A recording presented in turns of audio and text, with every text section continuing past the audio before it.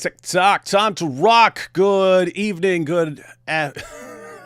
Sorry, I just read a comment. Yeah, I need to not look at the comments while I'm while I'm while I'm clicking live. But anyway, whatever I was saying. Good evening, good morning, good afternoon, something along those lines. But yeah, for everyone who's complaining we're late and that this is because we got used to AP. No, this was actually a little technical problem. I don't know if anyone. I don't know if anyone else has been having this problem, but there's been lots of lags when connecting lately, and it was happening with Abdullah, but it's been happening with other people. So I don't know if it's on my end or if it's something that's been happening in general.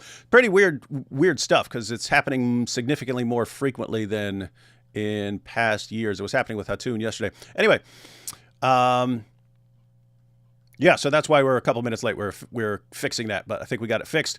And I'm here with Abdullah Samir, friendly ex-Muslim, and Mrs. Friendly ex-Muslim. And I asked Abdullah to come on with me live for two main reasons. One, I saw that he had posted about the interview that we're about to cover, which I have not seen yet.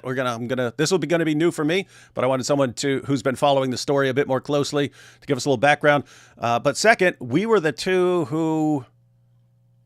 We're the ones Aisha tried to contact, me and Abdullah, for some reason. I don't know why us in particular. Like, the reason that's confusing to me is, like, if she wanted to go in a Christian direction, then she would go with me and, like, another Christian. If she wanted to go in, like, atheist direction, then she would go Abdullah and someone else, maybe Harris or something like that. But she's got, like, one from each side.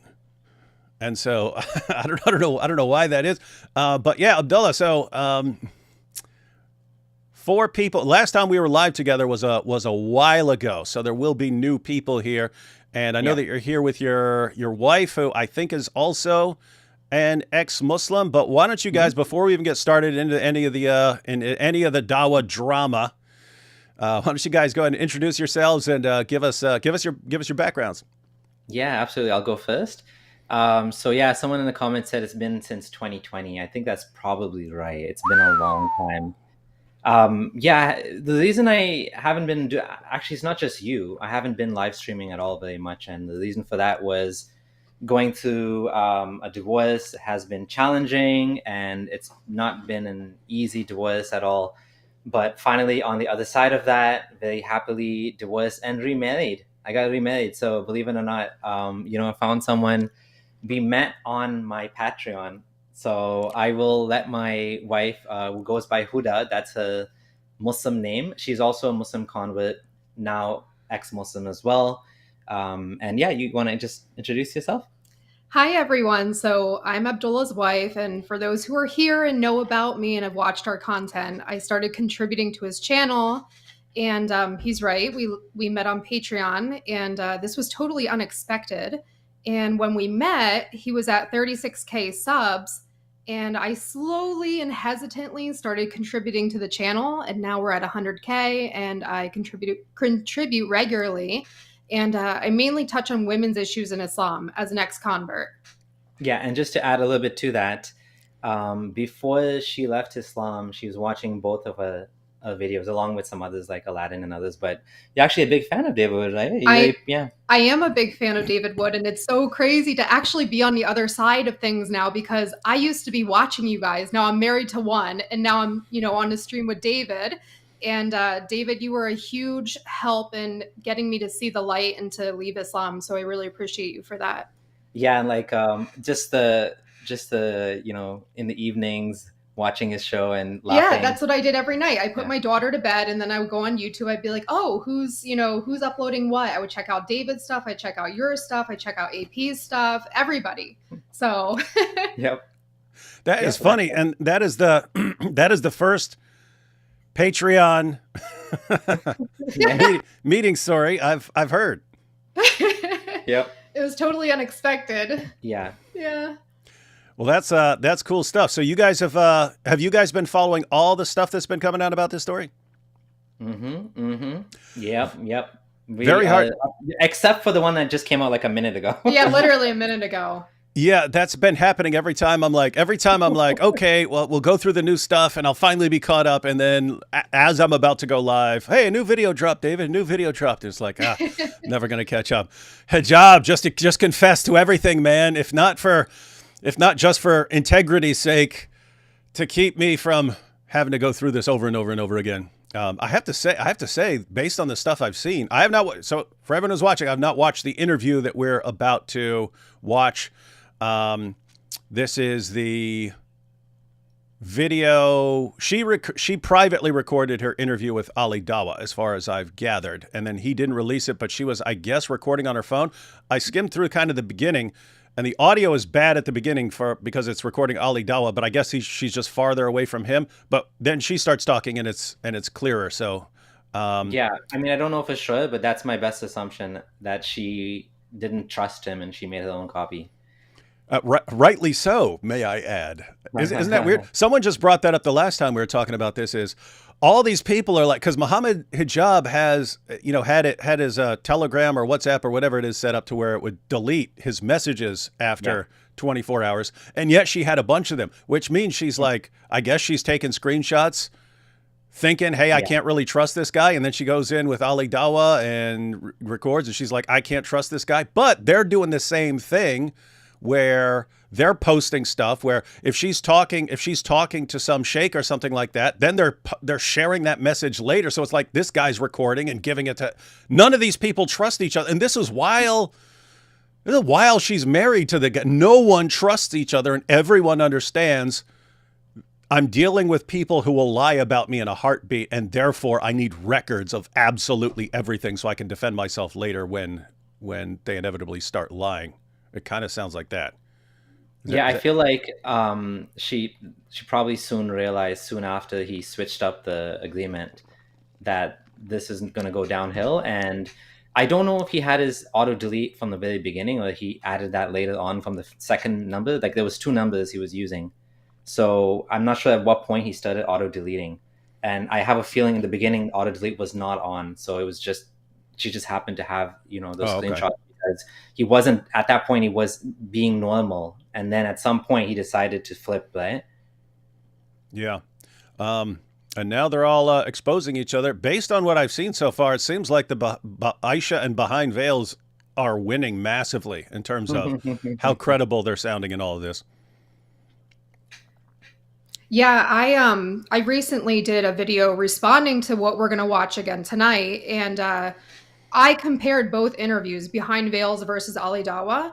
And the thing that I keep saying over and over is that Aisha's story in both of these separate interviews, sometime apart, show a lot of consistency. And I think we're going to see that tonight. Okay, so this is from how long ago? This is last year? I believe that this interview was in August. We don't know. Ali Dawa? We don't know exactly when it was, do we? I thought it was back in the summer. I'm not sure. But either way, these are 2 separate instances of recalling the same story with the same details. Okay, so it's not like now we have a recording of her from summer of last year, and her story has just changed, and she's everything's being exaggerated or something. You're pointing out that her story sounds the same.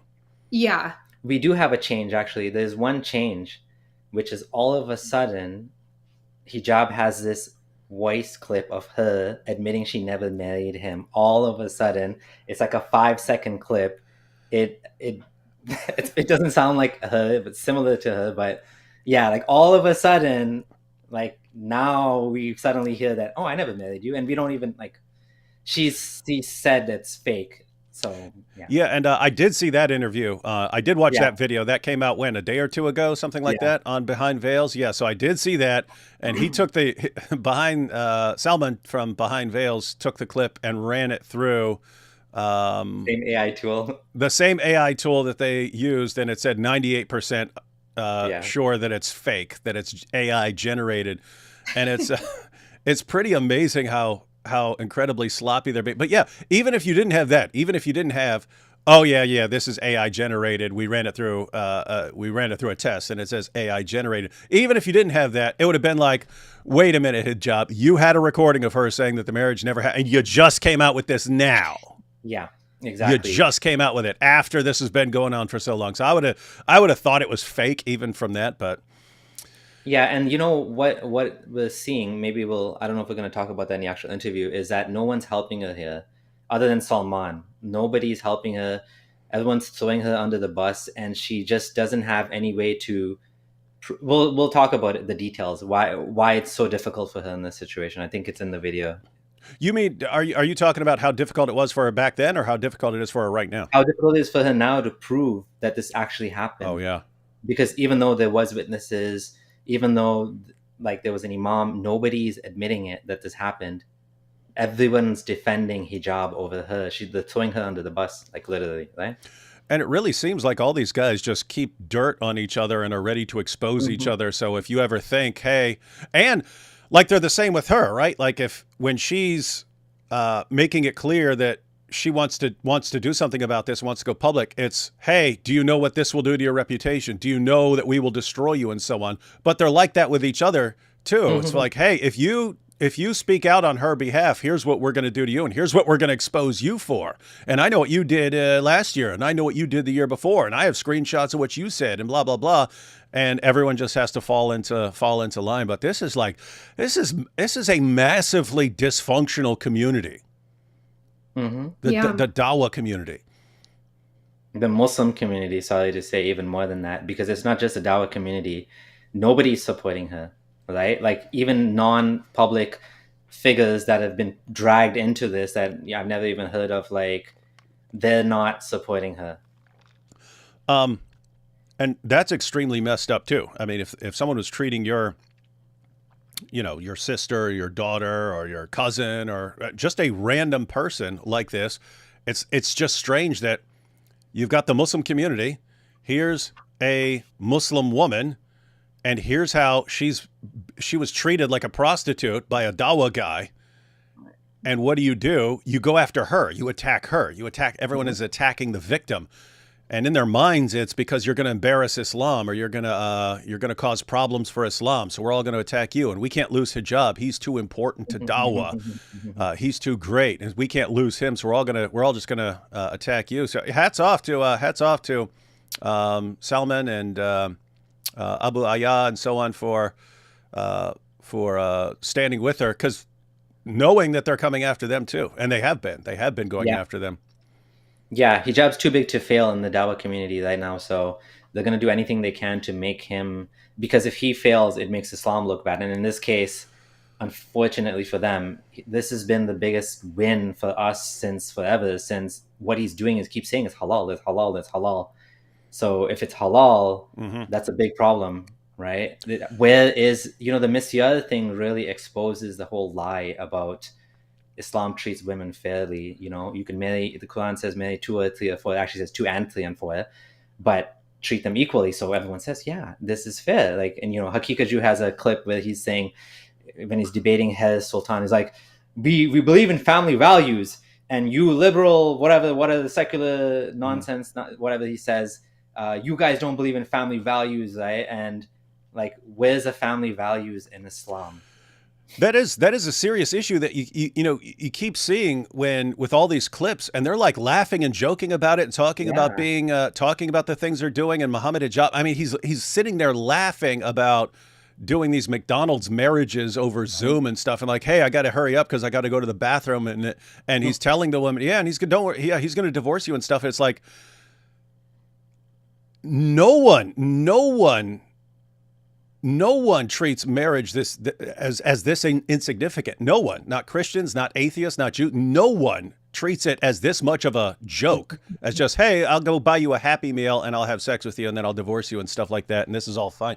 No one does this. And so as far as like on this issue, other issues may be different. On this issue, it's like this is the bottom of the barrel as far as like how seriously they take something like marriage. It's, I mean, even the whole I was gonna say, never mind Misya, even the whole like captives of war, what your right hand possesses, the slaves, that's always been a problem, although there's no slaves today. So, well, they found a new way to ruin marriage. and it is, I talked about this in a previous show. I'm sure you remember, but this is like, it's like probably 6 or 7 years ago or something like that. It was happening with the what was happening with the grooming gang. Something similar was happening with the Sikh community, but not with like just young girls. They would basically, a Muslim guy would seduce a Sikh girl into sleeping with him, but he would record it, and then they would use that.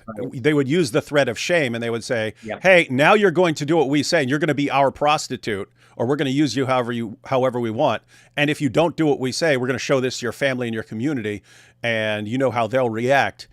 And so it became they're basically seducing a Sikh girl, then forcing her into prostitution, or forcing her just to be their sex slave or something like that. And it's all the threat of shame. And the Sikh community had to actually come together and say, we need to change culturally to where if something like this happens to one of our daughters, she feels comfortable coming forward to us, and that she won't be shunned or something like that.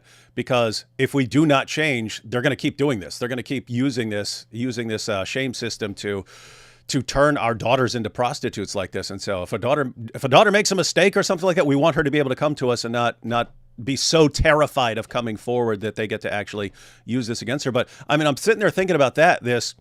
I'll seduce you, and then once I've done that, now I've got this leverage over you, and you have to do whatever I want. But this is what hijab and these dawah guys are doing with Muslim women. It's, hey, I'm going to get you into this marriage where you're my hotel wife, and you're going to keep your mouth shut about it forever. Because if you don't, look what I'm going to share with the world. And guess what?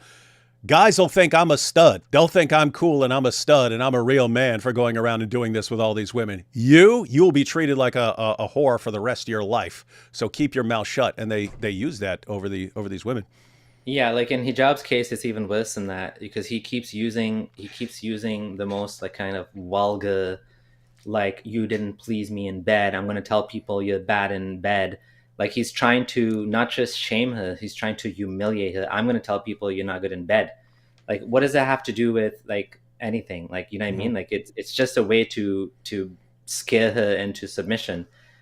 With the grooming gangs, I do wonder if it's like almost like a separate class of people, because I feel like those people are not, I don't know if those are religious Muslims that are doing that compared to these dawah guys. It's like they're using Islam to justify it. Whereas I don't totally understand the grooming gang mindset. Is it an Islamic justification? Is it a cultural justification? Because I remember hearing on Lubna's channel that specifically for the grooming gangs, I know that's not the topic of today, they all come from a lot of them come from a very specific place in Pakistan. And maybe you mentioned this too in one of your streams. And it seems like they have these like really awful values towards women, which in general you might see across the board, but it's very specific to this specific place. I forget the name of the place now, but I can look it up.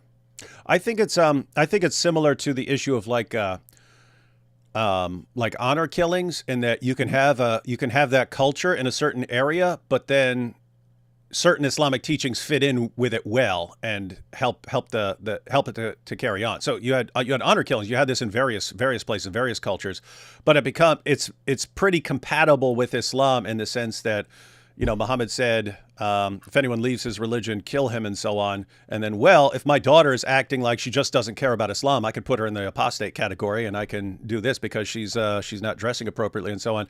And so I'm guessing it's probably like that, probably like a cultural thing in a certain area where they have this view of women. But then you combine that with, non-Muslim girls are the worst of, non-Muslims are the worst of creatures, and ideas about what you can do with taking sex captives and stuff like that. And it just seems to combine a bit. So yeah, you're right. It's similar to the honor killings thing, where it's like not quite in Islam, yet it's in Muslim communities, and it somehow combines with the awful values they have, misogynistic values about women, and it's just all toxic muck that ends up resulting in these actions that we see. Mm-hmm. So, but guys, going back to Aisha, and what's happening with her. It's not just that they're saying she's bad in bed. They're saying I think Hijab just thought he was going to get away with it. He said she's a Zion. You mentioned the Elon Musk connection.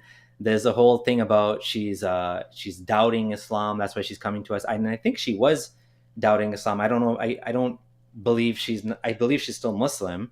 But like, wouldn't something like this would cause you to doubt Islam, right? It would cause anybody to doubt. And for me, I lost my husband when I was pregnant with our daughter, and that affected my faith, and then the experiences I continued to have over the years, and coupled with watching you guys, I left Islam. And I just want to say too, this misyar thing, I was propositioned for misyar marriage. I was propositioned to be a second wife. This is something that is what's happening with Aisha. It's not new by any means, and I know converts who have been propositioned to be second wives, these horrible situations. So hijab is a famous case of this, but in general, this happens, and it happens more than you guys think. Yeah, I was surprised when I heard this. I was like, I heard of Misyar as some, I don't know what obscure weird thing this is, but she's like, yeah, this happened to me. I was like, what? Yeah. So, and then there's that clip of Mohammed Hijab talking to. Matter of fact, since this is short, I'm just going to go ahead and play this clip of him, and Daniel Hakikachu. Let's see. Of the big names of da'wah have at least done polygamy once. The du'at, I would say it's about 85%. The women who take it the best are the revert sisters. It even reaches 50% fix. In the UK, guys, catch that. So he's saying not among all Muslims, and he clarifies. He basically goes kind of group by group. Here's what he thinks, the sheikhs are into. Here's what he thinks the guys from this country are into. He's talking about in the dawah community. In the dawah community, he estimates that 85% of the dawah guys have been doing polygamous marriages and so on behind the scenes, and he obviously admits that he's been doing it too, because he starts laughing when he says what I've learned by observation. But let's go and check this out. Most of the big names of da'wah have at least done polygamy once. The du'at, I would say it's about 85%. The women who take it the best are the revert sisters. The women who take it the best are the revert sisters. it even reaches 50% fix. In the UK, what percentage of imams and shuyukh and du'at have a second wife? What percentage would you say? That's very difficult to know, but let's look at these guys laughing about this the entire time. That's a difficult one. It depends on what kind of community as well. Like the Asians here, they're not really into it that much. The Pakistanis but the reverts are into it. Like black people are into it here. You know, not all blacks. Somali uncles are into it. Like a lot of Somalis with it. You'll find like Somalis have a lot. Arabs are into it. North Africans do it. You know, so it depends. I think a lot of it is to do with like community-based demographics and how the woman will take it. The women who take it the best are the revert sisters. And guys, everyone, pay attention to what's going on. He's talking about how different communities have different levels of interest in the polygamous marriages and so on. Well, guess what? If you have 85% of the Dawa guys and then 50% of this group and 60% of this group and so on entering into polygamous marriages and so on, you need a lot of women to go around, and that's why you need a steady stream of the revert sisters. So hence the emphasis on Dawa. You got to go out and get all your second, third, fourth wives and so on. But let's see. From my experience of observing the situation. Oh, wait. Here, let's back this up and watch when he starts laughing, guys. The women who take it the best are the revert sisters. From my experience of observing the situation, you know, it's so Did you guys catch that? The women who take it the best are revert sisters, from my experience. And then he catches himself and he goes, from observation, like he's observing other people, but then he starts laughing. He can't even keep a straight face. And so it's clear that it's clear what he's doing, and that he's doing it with revert sisters. He's like classifying the different groups. Here's how these girls take it better than other women. It's clear that he's doing this stuff behind the scenes, and yet when he actually gets called out for it and so on, then what? She's lying. She's a liar. We actually found a couple. Actually, thanks to Thaddeus as well. Thaddeus found some interesting stuff, but also we were watching Ali Dawah's show, and we found a couple of clips where he actually admits, to he's like, say you marry a woman, and then she doesn't agree with your conditions, you know, you should then, I would say, well, I'm going to give you an ultimatum and you have to accept it or I'll divorce you. Like, and then he brings up the whole Mughith and Barira story, which is the story of a slave woman that divorced a man, and because she got freed and he didn't want to stay with her. Sorry, she didn't want to stay with him, so he was crying and following her around. And this specific story is in the text messages on Behind Veils, where he mentions this to Aisha. I am Mughith and I'm Barira and you're Mughith, meaning I don't want to be with you, and you're all upset about it. And in this podcast on Ali Dawa's show, he said the same thing. He's like, say you get married, Mughith, and he mentioned the same Mughith, and he told on himself. Yeah. He like literally admitted it, like, I did this. And that's something we've talked about in a different context. We're talking about Andrew Tate back in the day and how this guy can brag that he's been doing something for years, and then as soon as people accuse him of breaking the law with this stuff and he's going to be charged, then it's, oh no, I never did any of that stuff. I wasn't doing any of that stuff. And then his followers will all go, oh no, see, he didn't do any of that stuff. This is a Matrix attack, even though they know he was bragging about it for years. But here's the issue. When you have a group of fans that are that loyal to you, obsessively loyal to you, and they will mindlessly believe anything you say the second you say it, so that you can completely contradict what you said the day before, and they'll just believe whatever you're saying. When you have that level of dedication among your fans, it actually programs you, it conditions you to believe that you can get away with anything. And it doesn't matter if you're sloppy, because your fans don't care. And so what's been going on here, that was happening with Tate, but that's also happening with Hijab.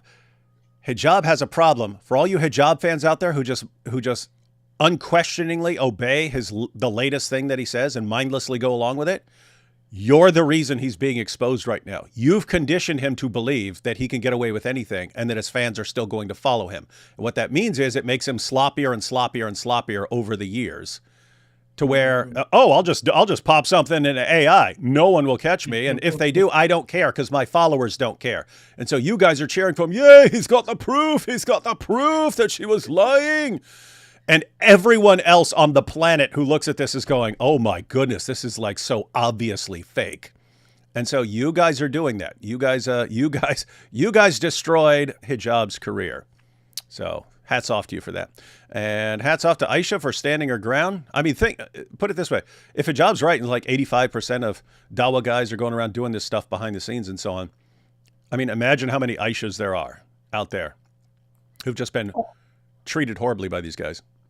Also, I just wanted to say something too. When you look at Mohammed Hijab's, that fake YouTube channel, that's obviously him, the so-called evidence that is offered, if you just like look at how many minutes of evidence there is versus just, filler content, making fun of Salman's shirt, this and that, it's like 10 seconds or even less. There's nothing there. And then he just posted on Twitter and these laughing emojis. It's like, gee, for somebody who didn't do this, for the severity of what's going on, you sure are being sloppy with this and just not caring. Like, he has no desire, it seems, to try and, prove anything other than just making fun of people. Yeah, I just want to add to that with Hijab, what we're seeing is we're seeing an escalation.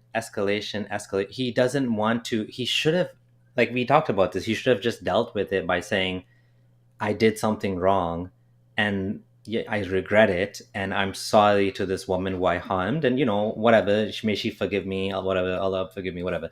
Instead, because he's so arrogant, it's so narcissistic, he thought, like you said, he's going to get away with it. And so he kept putting the pressure up, and he keeps adding more lie. First he said, I swear to Allah, uqsumu billah, I swear to Allah that I never did this. Then he's like, I deny it all. But the evidence keeps coming and coming and coming, and it's getting worse and worse and worse. And now he's getting more and more stuck. And then even when he's responding, he's like putting laugh emojis on, like it's like that meme, that Wojak meme, where he's like actually crying, but he's laughing on the outside. Mm-hmm. That's what's happening here. He can't take, he should have just said sorry and ended the whole thing. But instead, you can see his personality defect, glaringly.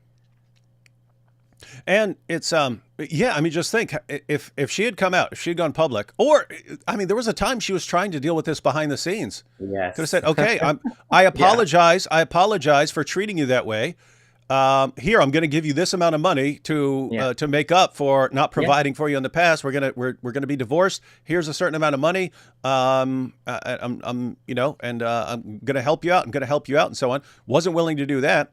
And then even after it came out, even after the story broke, I mean, he could have said, "What are you guys talking about? I've been defending this stuff for years. Of course I'm doing it. So what? I'm allowed to do it. Shut up. There's nothing you can do about it. You don't like it. Congratulations, you're not a Muslim." Instead, he has to lie about it. And you're right. As you lie and your lies are exposed, you have to pile more lies on. And then you have to start generating fake AI stuff and so on to try and... This is pathetic. This is pathetic stuff. Anyway, let's take these first couple super chats and then we'll jump into this video and see how her story holds up after close to a year. Jack Ray says, Mohammed hijab prays on women, not to women. Very messed up. Very rude. Block friendly ex-Muslim. Oh, G-block. G-block. Okay. I was about to say block him. Why? In 2020, Mohammed Hijab revealed his holes in the narrative for us, and in 2025, Mohammed Hijab's holes have turned into leaks in his own narrative. Yeah, he's got there's some holes in the hijab narrative here. No, Abdullah, don't collab with David. He'll convert you to Christianity like he did to AP. It's what they do. They convert upon one another. Let's see. AP's actually been on his own journey. I mean, I've just been doing live streams with him and stuff for a while. Anyway, I don't understand why I'm so interested in the Days of Our Lives Islam edition. I don't even know any Muslims. It's interesting. It's an interesting story, and it actually pokes a lot of holes in the narrative, right? So there's an intersection there. It's not just empty gossip. There's like a reason why we talk about this. Yeah, and I pointed out like a few live streams ago that I'm really not interested in the Dawa drama, except for I want people to know about it because I want them to see what the fans are like, that it doesn't matter what these guys do. It just doesn't matter. If you're important in Dawa, you could be going around mass murdering people. Your Dawa fans would not care. As long as you are humiliating the kuffar, that's all that matters. I want people to understand that. I want people to understand how dysfunctional this is. So I want hijab exposed for whatever's happened. And I want people to see how his fans don't care. Other people will attack him for it, but those are people who didn't like hijab already. Yeah.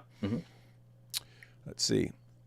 Has Sajid made a response yet? Is the Quran still being held hostage? I don't know, but yeah, I warned him to quit pretending to give responses to the Islamic dilemma, not actually doing it. I have a problem where AI detectors thinks most of what I write is either AI or plagiarism, even though it's not. What are you doing? You're trying to say that Mohammed Hijab is innocent here? Just because you sound like a robot? He's saying he's a robot himself. Maybe you are a robot. How do we know you're real? Yeah, are you real, Jay Pendragon? You know, this is actually a real problem. It's very hard for AIs even to know what's AI. So when you say, let me test this file, to be honest, it's very hard to know. Yeah. Especially as it gets better and better and better. This is a real problem. Like, how do you catch cheaters that are cheating on tests? It's very hard to do that because it writes like randomly stuff, right? So it's not proving. When Hijab said I tested this file and it's not AI, that doesn't prove anything, right? What's more important is the fact that it was like a 10-second clip and with an anonymous mufti. Like, who the hell is that? Why would this mufti be scared of admitting that he spoke to her? Like, why would you hide that? It makes no sense. Yeah, and with the you're right as far as hard to detect AI. I'll be sitting there listening to a news story or something like this. It sounds like a real person, and it's not until they get to something specific, like initials or something like that, and they'll pronounce initials like a word or something like that. I'll go, oh, this is a robot, man. Yeah, it's pretty creepy stuff. Yeah. So Eddie Liff says, shout out Jesus Christ, and then we have pray for the Druze. Yeah, I don't know if you guys have been following that. I haven't. I just saw when Mosh Cohen, who's in Israel, was pointing out that there's like October 7th level stuff going on with the Druze right now in Syria as they're being attacked But it's hard. It's when the stories are breaking, it's hard to like share them because lots of people recycle video clips from like 5 years ago in a completely different country and say that this is what, because you kind of have to let things settle until you can figure out what's real and what's not. So, but yeah, apparently things have been really bad for the Druze yesterday and today. Daniel Hakikachu just did a live and was blaming Aisha for all of it. Oh, shocker. Daniel Hakikachu. Not surprised. Yeah, Daniel Hakikachu, who, despite being exposed over and over and over again, will still say the Catholic Encyclopedia says that Mary was 12 when the marriage was consummated, even though the Catholic Encyclopedia specifically says we have no idea how old she is. We have no source on it. And the guy who goes through source after source after source, study after study after study, never says what's in those studies accurately, never understands them. But he'll definitely be the Sherlock Holmes of this story. What's that Pokemon? It's Hakikachu. Very rude. Don't make fun of Daniel. In Judaism, if you divorce a woman, she marries another man and they divorce. You can marry her back exactly to prevent temporary marriage. No polygamy, though. The Islamic State of England crossed the no return line a long time ago, allowing Mojab, Ali Dawa, and jihadis to ruin their country. Yeah, not looking good over there. Not looking great. Not looking very good. Samir's, we're hoping you follow AP to Jesus. I don't know what this means. Tola lege. Seriously, reading X-Men is fun, but sometimes you need something existential. Yeah, I'm atheist, but my wife isn't. What do you describe yourself as? I mean, ever since I left Islam, I've been like on a religious like vacation. I haven't been looking for anything new, but I grew up Christian Lutheran, but I'm agnostic. I'm open-minded. So unlike Abdullah. Yeah, we're very different in that way, but that's okay. She's more conservative than me too, which is interesting. She's also American, by the way. She's from Pennsylvania. As far as getting along with people, I find if people aren't jerks, I get along with anybody, like including Muslims. And then if someone's an annoying jerk or a narcissist or something like that, it doesn't matter if you agree with me on anything. I'm on everything. I'm not gonna get along with you. Like me and AP have talked about this. Like Sajid Lippam, Fareed, some of those guys. Like if they didn't hate us because of hating for the sake of Allah, we'd get along with these guys. Yeah. But other guys like Mohammed Hijab and Ali Dawa, it wouldn't matter. They could agree with me on literally everything I believe, and I still could not get along with these guys. Celeria here says, finally, near the end of Surah 4, I'm a little bit too worn out from work today, so I might not be able to clear it tonight, but have tomorrow off, so I should be able to properly sort things soon. Nice. We've been going through the Quran looking for verses. Where's AP? Oh, hi, David. AP's too much of a weakling to keep up with this story. There's too much stuff. A recent Hindu convert, age 18, on Lubna claimed she was proposed by Sheikh Hazem, 50 years old, of Ali Dawa fame, to be his third wife. Obviously disgusted her. Yeah, I didn't see that. I've been seeing a lot of videos pop up by Lubna though recently. Is Sajid Lippam the Mike Winger of Dawa? Yes. Just because I can't recognize bridges doesn't mean I'm a robot. That's exactly what we would expect a robot to say. Hijab is truly following the example of unholy prophet Momo ibn Abdullah. Nasty work. It is pretty messed up. Nice fellow Lutheran from Giovanni. Giovanni, yeah, we see him a lot. Yeah, and it's pretty funny. And here we have no comment from Isaiah. And these Dawa guys like to double down on their immorality and blame the victims when it gets exposed. Hello, everyone. That is a serious problem. And guys, I pointed out before, it's a similar situation with like the the Catholic Church scandal, from back in the day and so on, that Jordan Peterson talks about this, and that he talks about how narcissists and psychopaths and so on will insert themselves into places where they can get away with things, knowing that they'll be able to use the situation to silence people from criticizing them and so on. So if you get into a place like you're in a church and you're abusing someone, people don't want to call that out or expose it publicly because it will be an embarrassment to the church, and the church is important to them, and so they don't want to expose it. But you'll have the same thing. So it's a problem in Islam in that also have the role model of Mohammed, which allows you to justify all sorts of messed up behavior. But even then, you'll have the same situation everywhere, that people will take advantage of that, and that's the Dawah guys. Let's get ourselves into this situation, then we can treat people however we want, and they can't do anything about it because the Dawah is too important to them, and they don't want to disrupt the Dawah. And again, that's a recipe, guys. That's a recipe for women being abused forever, like forever. You either deal with it and take the damage and deal with it, or it continues forever. And hats off to Aisha and Behind Veils for saying, you know what, even if this is a temporary embarrassment, we have to do it so that guys stop doing this stuff and don't think they can get away with it.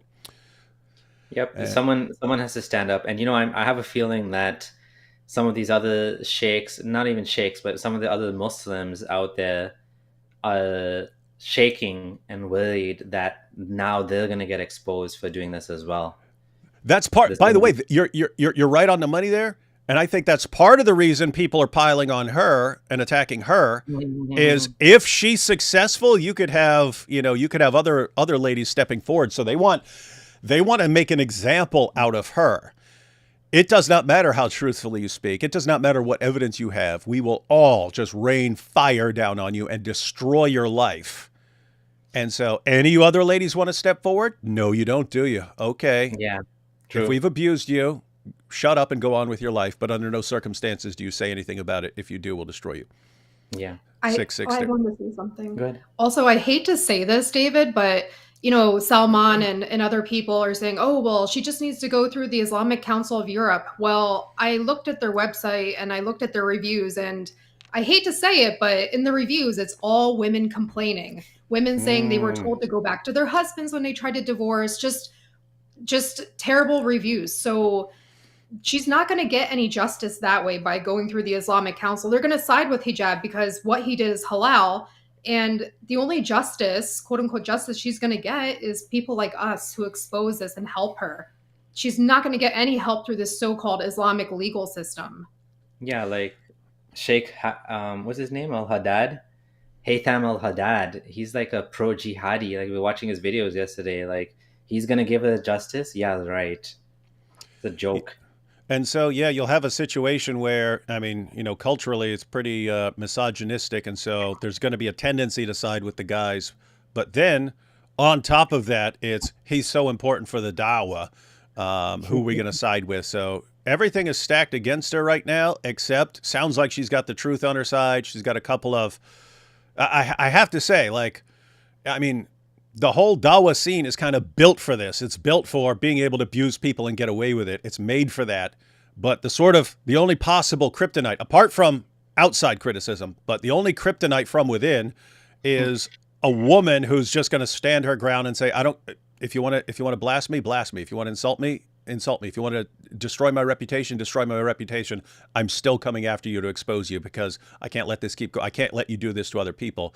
That combined with the Behind the Veil guys just being completely relentless and just, okay, another video. Okay, here's more evidence. That's the kryptonite for this whole scene. So if anyone can pull it off, it'll be this team, especially since they have some outside help here. But yeah, I don't foresee them getting any help whatsoever from, what is it, the Islamic Council of Europe? Yeah, don't see any justice coming from that. All right, we ready to jump into this video? Yep. So guys, if you're tuning in late, I mentioned that the audio when Ali Dawah was speaking is kind of rough. I mean, she's apparently just recording on her phone. So she set her phone down and is recording this interview. So it's not like they have, you know, nice Shure mics and stuff like that. She's recording their discussion on her phone.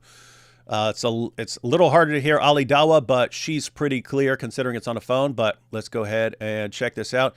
And Mr. and Mrs. Friendly Ex-Muslim, anytime you want to pause to say anything, just say pause that or something. And where is it? Okay, here we go. This is the interview, Ali Dawah. Oh, do you guys know, was this before Ali Dawah knew that it was Mohammed Hijab or after he knew that it was Mohammed Hijab? Before, because he says, I don't know who it is. I don't want you to tell me who it is. Don't tell me who it is. I don't care who it is. She says something in the interview that pretty much gave it away. So I suspect as of the interview, or maybe he had a hint, but he thought he could still continue along this path without mentioning the name. But like officially, he didn't know. He's like, yeah, I don't know what this is. Don't tell me. And she even said, I don't want to tell you because it's your friend, right? Oh, okay. So she's like, look, I don't want to say who it is because he's your friend, and you know, he'd be easy to spot because he's like 6'8", but I'm not going to say who it is. So something like that. Yeah, we'll get to that. Okay. All right. So here is Ali Dawah, when he was interested in this story, because he wants to portray himself as a champion of defending women, decided to interview her, and then at some point realized that it's Mohammed Hijab and decided not to release it. But to her credit, she recorded it herself. And so we're going to check it out, guys. Here we go. 8 months back, Ali Dawah interviewed Sister Aisha about her marriage to Mohammed Hijab.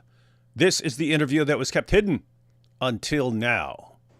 Assalamu alaikum wa rahmatullahi wa barakatuh, brothers and sisters and dear friends. This is a special episode which we will be talking about. As you guys know, in this room, we've talked about many other topics when it comes to the Bitter Truth Show, gender roles, and many other elements and many other topics. This is a special episode. Why? Because it involves a sister who is here, who I personally invited, and I personally wanted to do this. And we'll come to why and what the story entails. But today's topic, shall I say, is the dark side of public figures. And why have I titled that video? We're going to find out, inshallah. The sister is here, will be hiding her identity, her voice will be changed to protect her, inshallah. But there'll be many important lessons for us to learn from her story of what she went through, and from myself as well. I wouldn't say what I went through was as bad as what the sister herself went through, but there's many lessons for us to learn for brothers and sisters who are looking to get married, who are married, to learn that they do not repeat the same mistakes, or shall I say, the oppression that others have done to sisters like yourself and many brothers out there. So, we're going to get straight into inshallah. Obviously, I'm not going to introduce the sisters, I'm going to stay anonymous.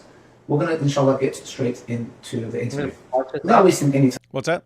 Yeah, I was going to say, one thing I want to mention here is that Ali Dawah, in his recent upload, the first one, not the one in the cabin, he went out of his way to say, I lost the video, I deleted it, I removed it from my hard drive, I got rid of it.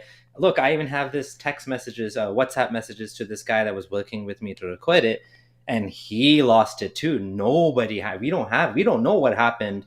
I can't talk about, like, why would he go and delete this entire interview? Before we get into it, let's think about, like, why, I'm a YouTuber, you're a YouTuber. Why would you delete stuff? Especially if there's, like, some like almost like, I don't want to say criminal activity, but some unethical behavior.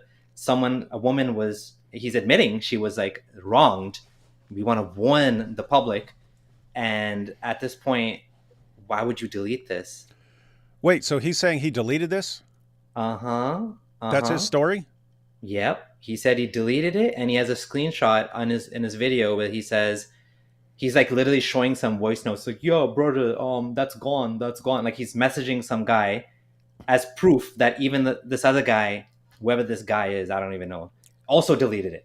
So everyone deleted it. It's gone. It's just gone from the world. Like, we don't have it. We don't know what she said. I don't remember, but there is only one reason I can think of for doing that. What's that? The only reason I can think of for a YouTuber, because I've still got video footage of videos that I made 15 years ago. I got them on hard drives and stuff like that. To do an entire interview and then just deleted it, all copies of this and so on. Like, even if you weren't going to release it, you would still want to keep that video. The only reason as a YouTuber you would just delete all evidence of a video is if you're worried about this. Lawyers coming after you, and then through discovery saying, we want that footage so we can know what you are aware of. You can destroy it. It's just like emails. In the process of discovery in a civil suit, they can say, give us all your emails directed towards this other person.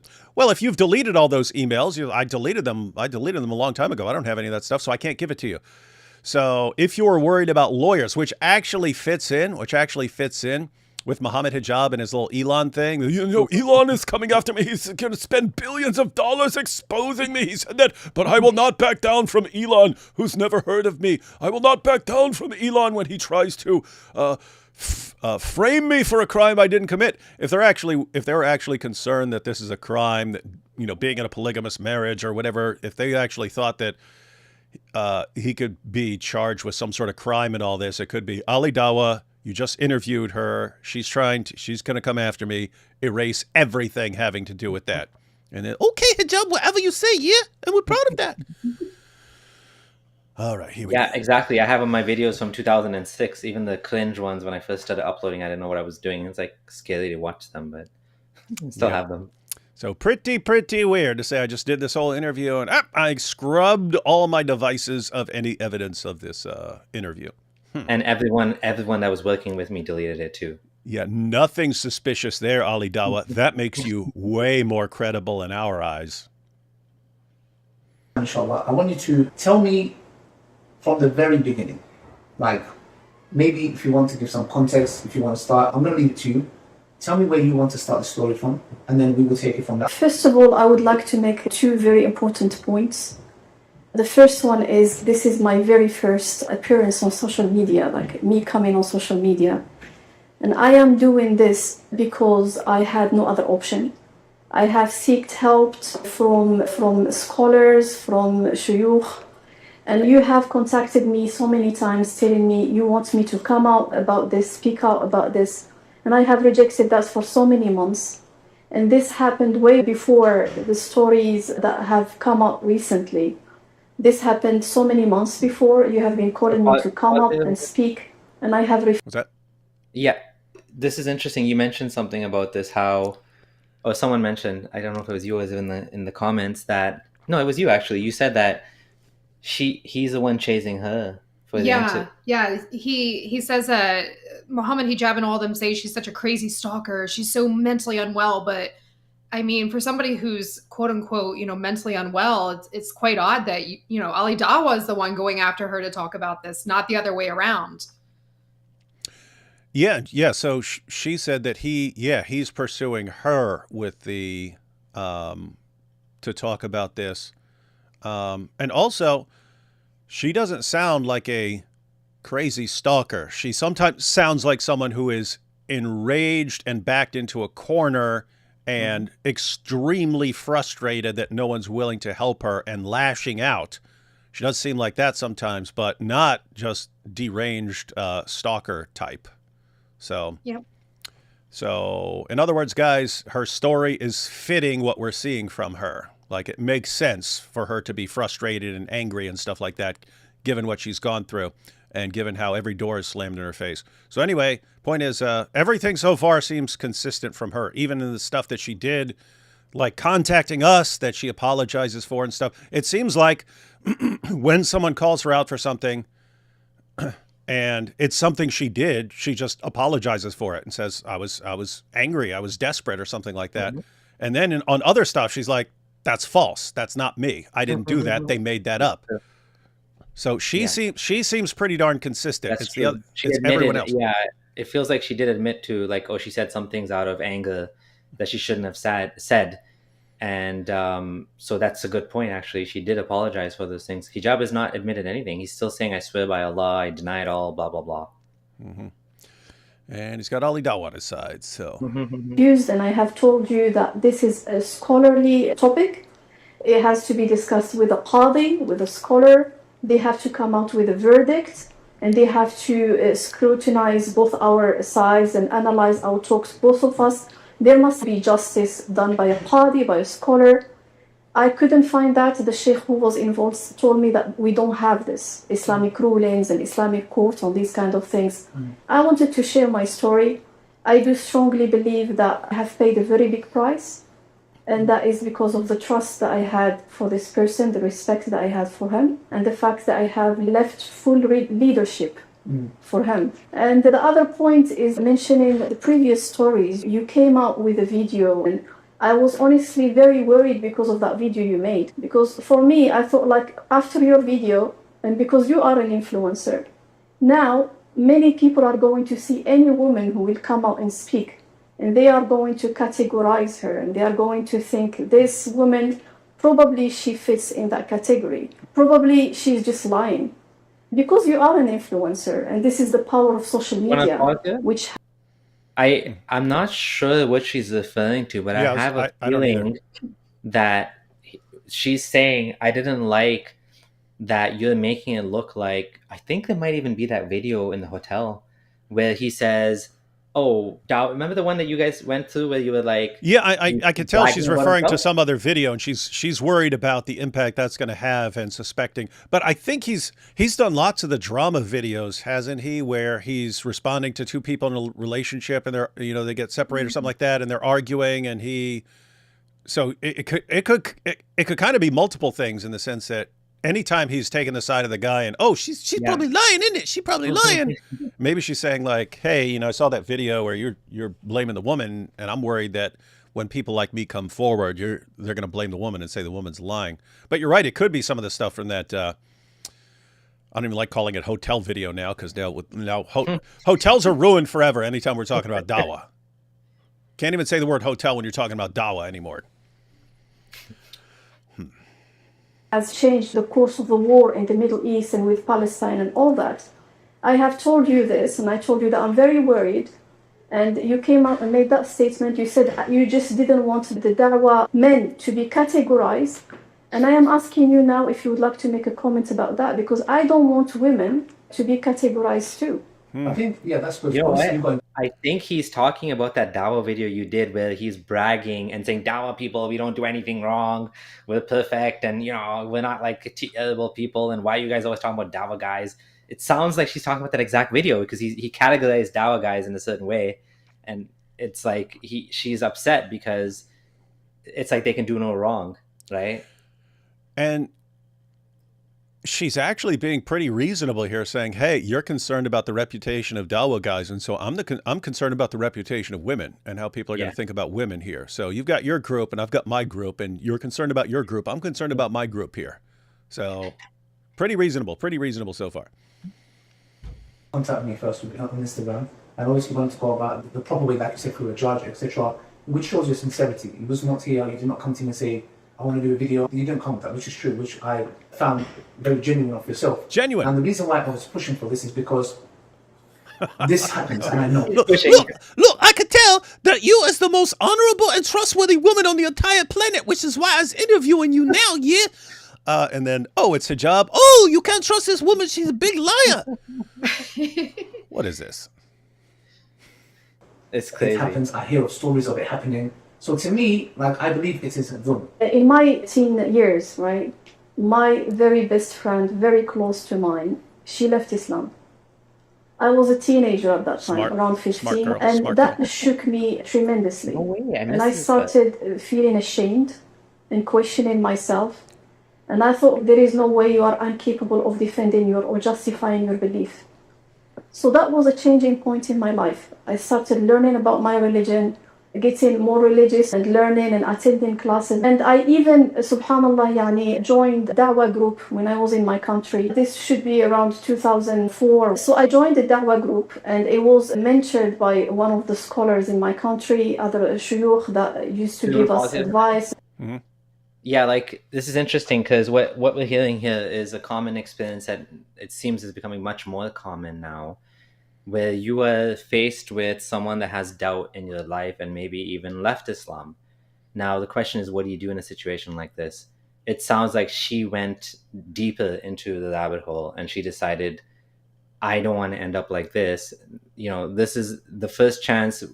You know, sometimes people go either way. Maybe they'll actually confront it and they'll actually find that this is false and they'll leave it. And sometimes they go the opposite direction. They try to insulate themselves. I know me, myself, I faced a bunch of doubt and then I kind of buried it deep down and I just ignored it for like a full year. And then the year after that was when 2016 or so is when I actually was able to openly leave Islam. But for the whole year, it was like, it was hard for me to admit that there's problems in the religion. And this is interesting too, because I missed this the first time I listened to it, that she's actually exposed to ex-Muslims from a long time ago, one of her friends. Teenager. And so maybe she's able to humanize us more than some of the other Muslims because she knows someone personally that left Islam and were like normal people that leave Islam, like anyone else, right? Mm-hmm. And Yeah, so it almost sounds like she's, I mean, yeah, so she's concerned that, like, she doesn't want to leave Islam, but also there would be, how did one of my friends leave Islam? How could I not defend Islam or something like that to her? So maybe that was part of, hey, I need to really learn dawah. Whereas it's actually interesting. Mary Harp, so too many Marys. She has pointed out, I haven't gone through this myself, so I can't confirm it, but she's usually spot on with stuff. She's pointing out, you've got all these passages in the Quran which seem like it's up to you, and you examine the evidence, and then you decide to convert to Islam or something like this. But then you have all these passages where it's like Allah had decided ahead of time who believes and who didn't, who's going to believe and who's not going to believe, and so on. So you have all those kinds of passages which make it look like whatever Allah has decreed for you, that's exactly what's going to happen.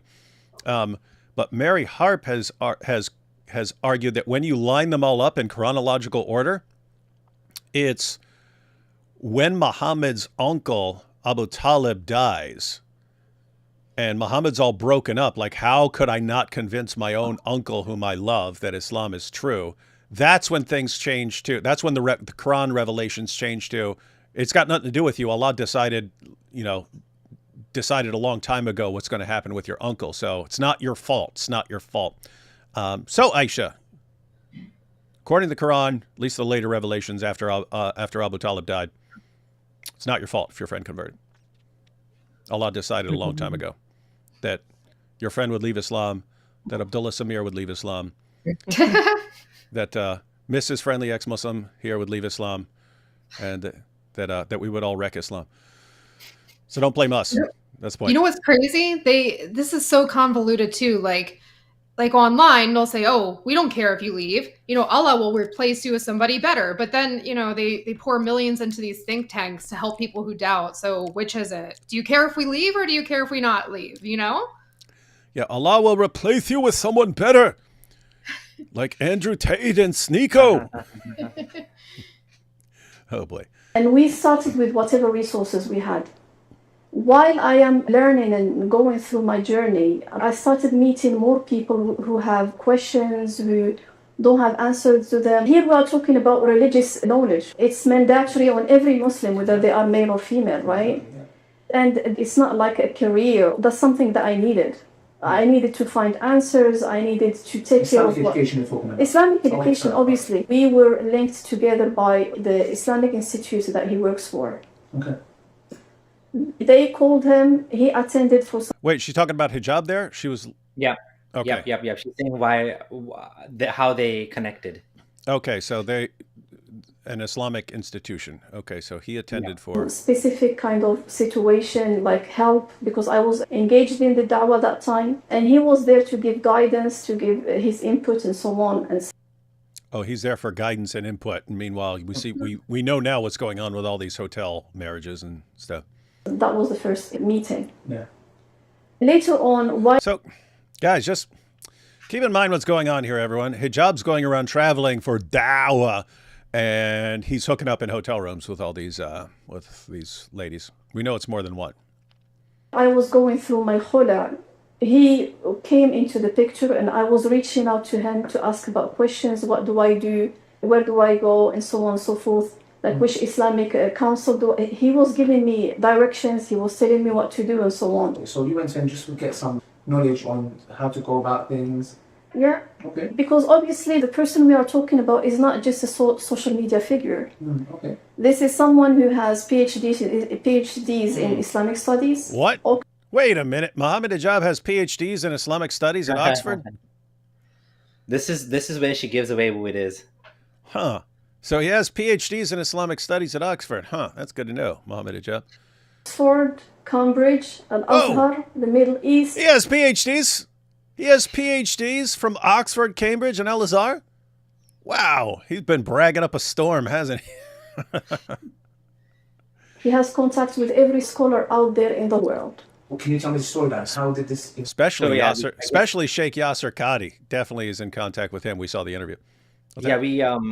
I guess we can point out here. I mean, I don't even know if we need to point this out, but like Hijab is a very well-known figure in Islamic polemics. He's known for his knowledge of Islam, his education of Islam, his degrees of Islam, And so if anyone has some, argument to make about what Islam says, I mean, even though at the end of the day, everyone has their own opinions, he has the background to say these things when he says misyar marriage is allowed and these things are permissible and I don't have to talk to you. We're going to get to that point, actually. I'll wait till we get to that point where she talks about how he said, I'm not doing anything wrong.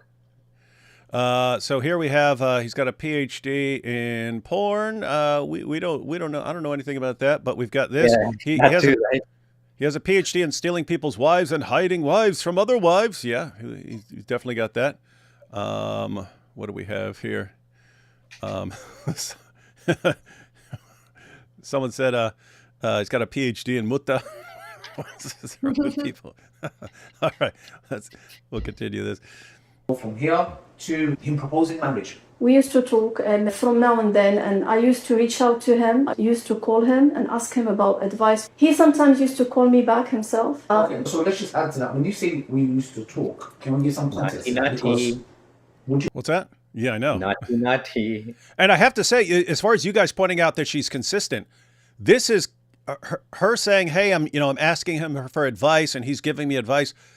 That fits really well with the text messages that he released in his video that were trying to make her look like, no, she's pursuing me and stuff like that. Yeah. All those messages, they fit exactly with her story right here. So yeah, those messages are from 2021.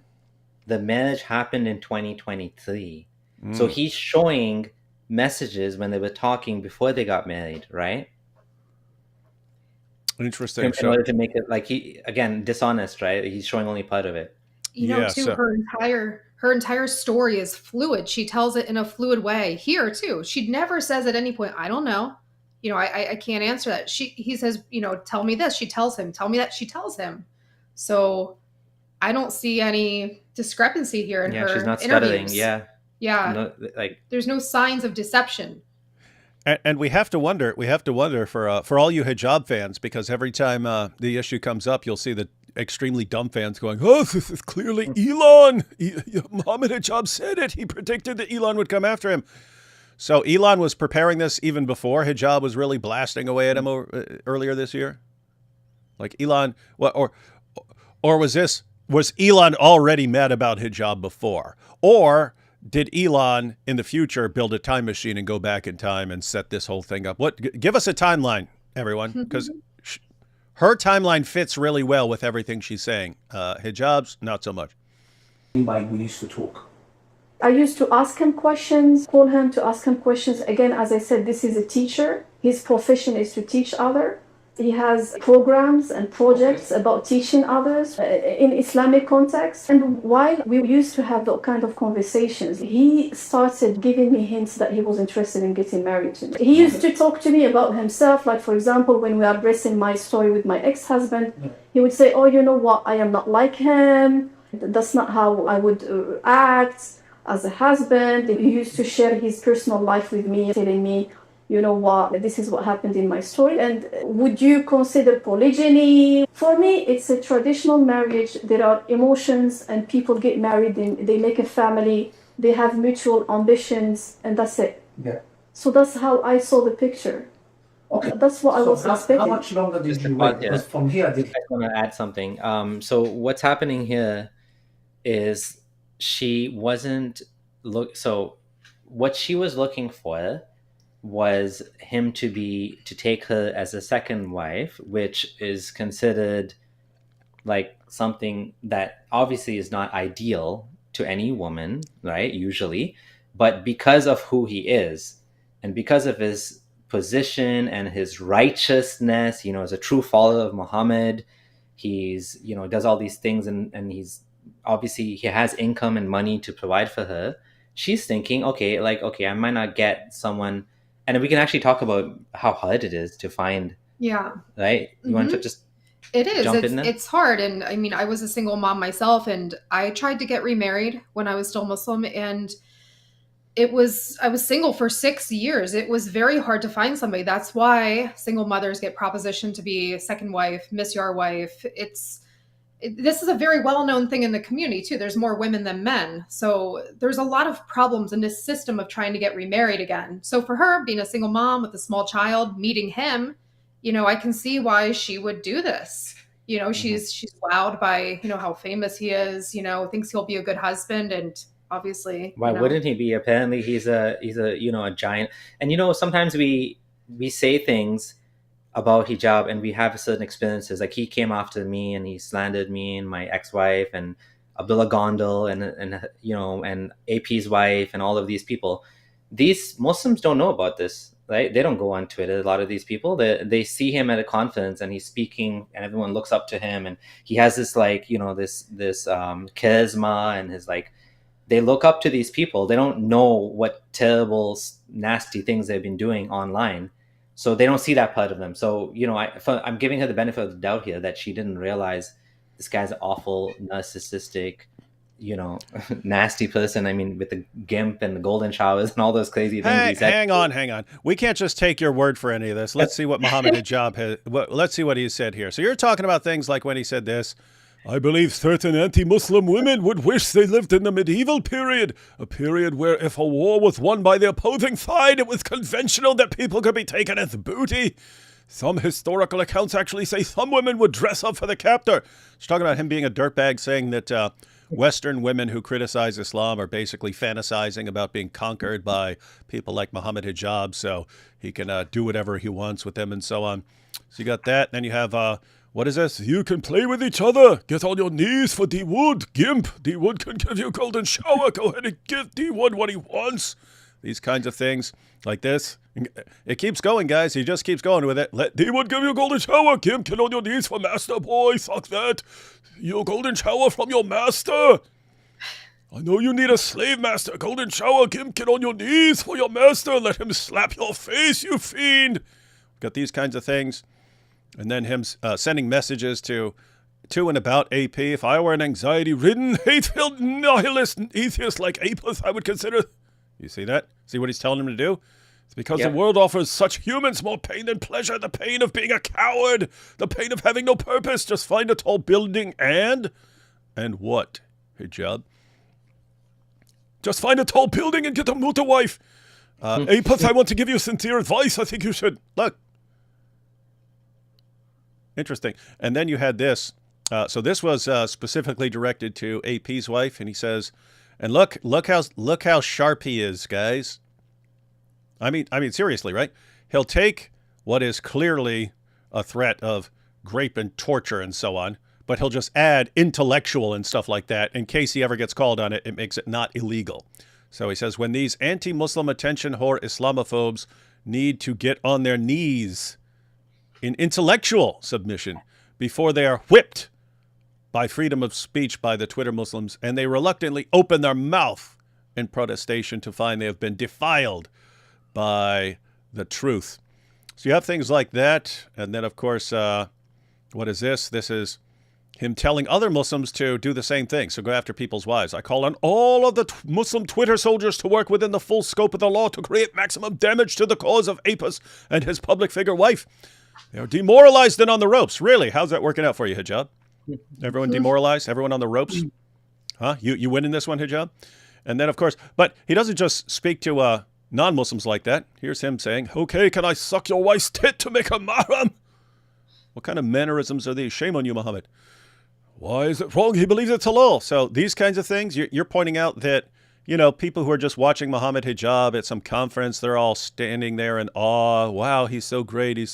And really, he's like a revolting scumbag, seems like. Yeah. Okay, just wanted to verify. Just wanted to verify you're saying because you're raising some accusations.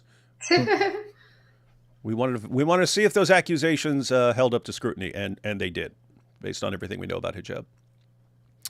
Did he cut those hints of interest, or were they still there? Because you said he was not patient. What happened now? He didn't come forward, but he was still showing me that he's interested in me, and he called me for his lectures and for his projects. So he's leading you on now? Yeah, I was confused. That's all he was saying. Mohammed Hijab. He doesn't know it's Mohammed Hijab. Oh, he's leading you on then, isn't it? Oh, boy. So I thought if you would like really to get married, then you have to make the step. That's what I was telling myself. Basically, I forgot completely about that. And I thought, okay, because you are going to now have to find a guardian for yourself and your child. You can't just keep sitting here and wait. Yeah, this is a very big point. No Arab from a religious family, born and raised away from the West, would agree to this hotel marriage, or like she's a woman in her later years, in the late 30s, I'm assuming. And why would she agree to temporary marriage? Well, whatever, misyar marriage in hotels? Like, how would that benefit her? How would that be aligned with her? And this, what she's saying here, is common sense things that what she was looking for. She was looking for someone to provide for her and her daughter, right? Someone to take care of them and to be the husband, even if it was half the time, still it's a husband, right? And that's not what she got, but this is what she was looking for, right? So this is, again, consistency. It is consistent. Then obviously you have to start looking to get married. And basically that's what I did. I was trying my best because I have my child and I have to make sure that I'm going to be in the best company out there. It's not just for you, it's for your child as well. Yeah, exactly. To be safe, to have a good companionship and all that. So that's when he came. Little side note, ladies and gentlemen. From the perspective of a manipulator or someone who wants to take advantage of other people, right? They are aware of people who are in difficult situations that can be used to their advantage, right? So if you have a Muslim woman who has a child from a previous marriage and is wondering, how am I going to provide for myself and my daughter in the future? They take note of that sort of thing. They take note of people's feelings and desperation and so on, and use them to their advantage. And that's what a narcissist and a manipulator will spot in this situation. That's what Hijab was spotting. Forward. So he came forward? Yeah. How? So he texted me. He was like, I know that you are trying to get married. Would you consider me as a husband? So that's when he proposed. So he proposed. Are you aware that he's proposing for polygyny? He said that. So how did you feel? For me, there was mutual interest. So you was interested. Okay, good. From there, tell me what happened. Like from there onwards, he proposed to you. Did you get your father involved? So from the very first few texts, he told me, who is your wali? Yeah. And I told him, my father is still alive, and he's my wali. Can we pause here for a second? Uh-huh. Yeah, this is the whole wali thing, which is one of the weird things about Islamic marriage, is that a woman doesn't have the right to get married on her own, except if she's in the Hanafi madhab. She has to have a male family member marry her off. And it's even more weird than that, because if you don't have any male family members, then what happens? You have to have some imam who's not related to you in any way, doesn't even maybe know you, become your wali, which is super, like, women are treated like kids in Islam. And the other thing here that's interesting is with the wali, she did things properly. She got her father involved according to Islamic whatever way she's supposed to do things. And it's not like it actually helped anything. So like the fact that you have to have a wali involved doesn't necessarily make a woman, you might have, I've heard of cases where you have a woman that her wali is like insane or like ridiculous and won't let her get married because he doesn't like the fact that the husband's not from the same tribe, or he's from Bangladesh and he doesn't like Bangladeshis, or he's a convert. And so you have this man has full control over her like sexual autonomy and her ability to love someone and to get married to them.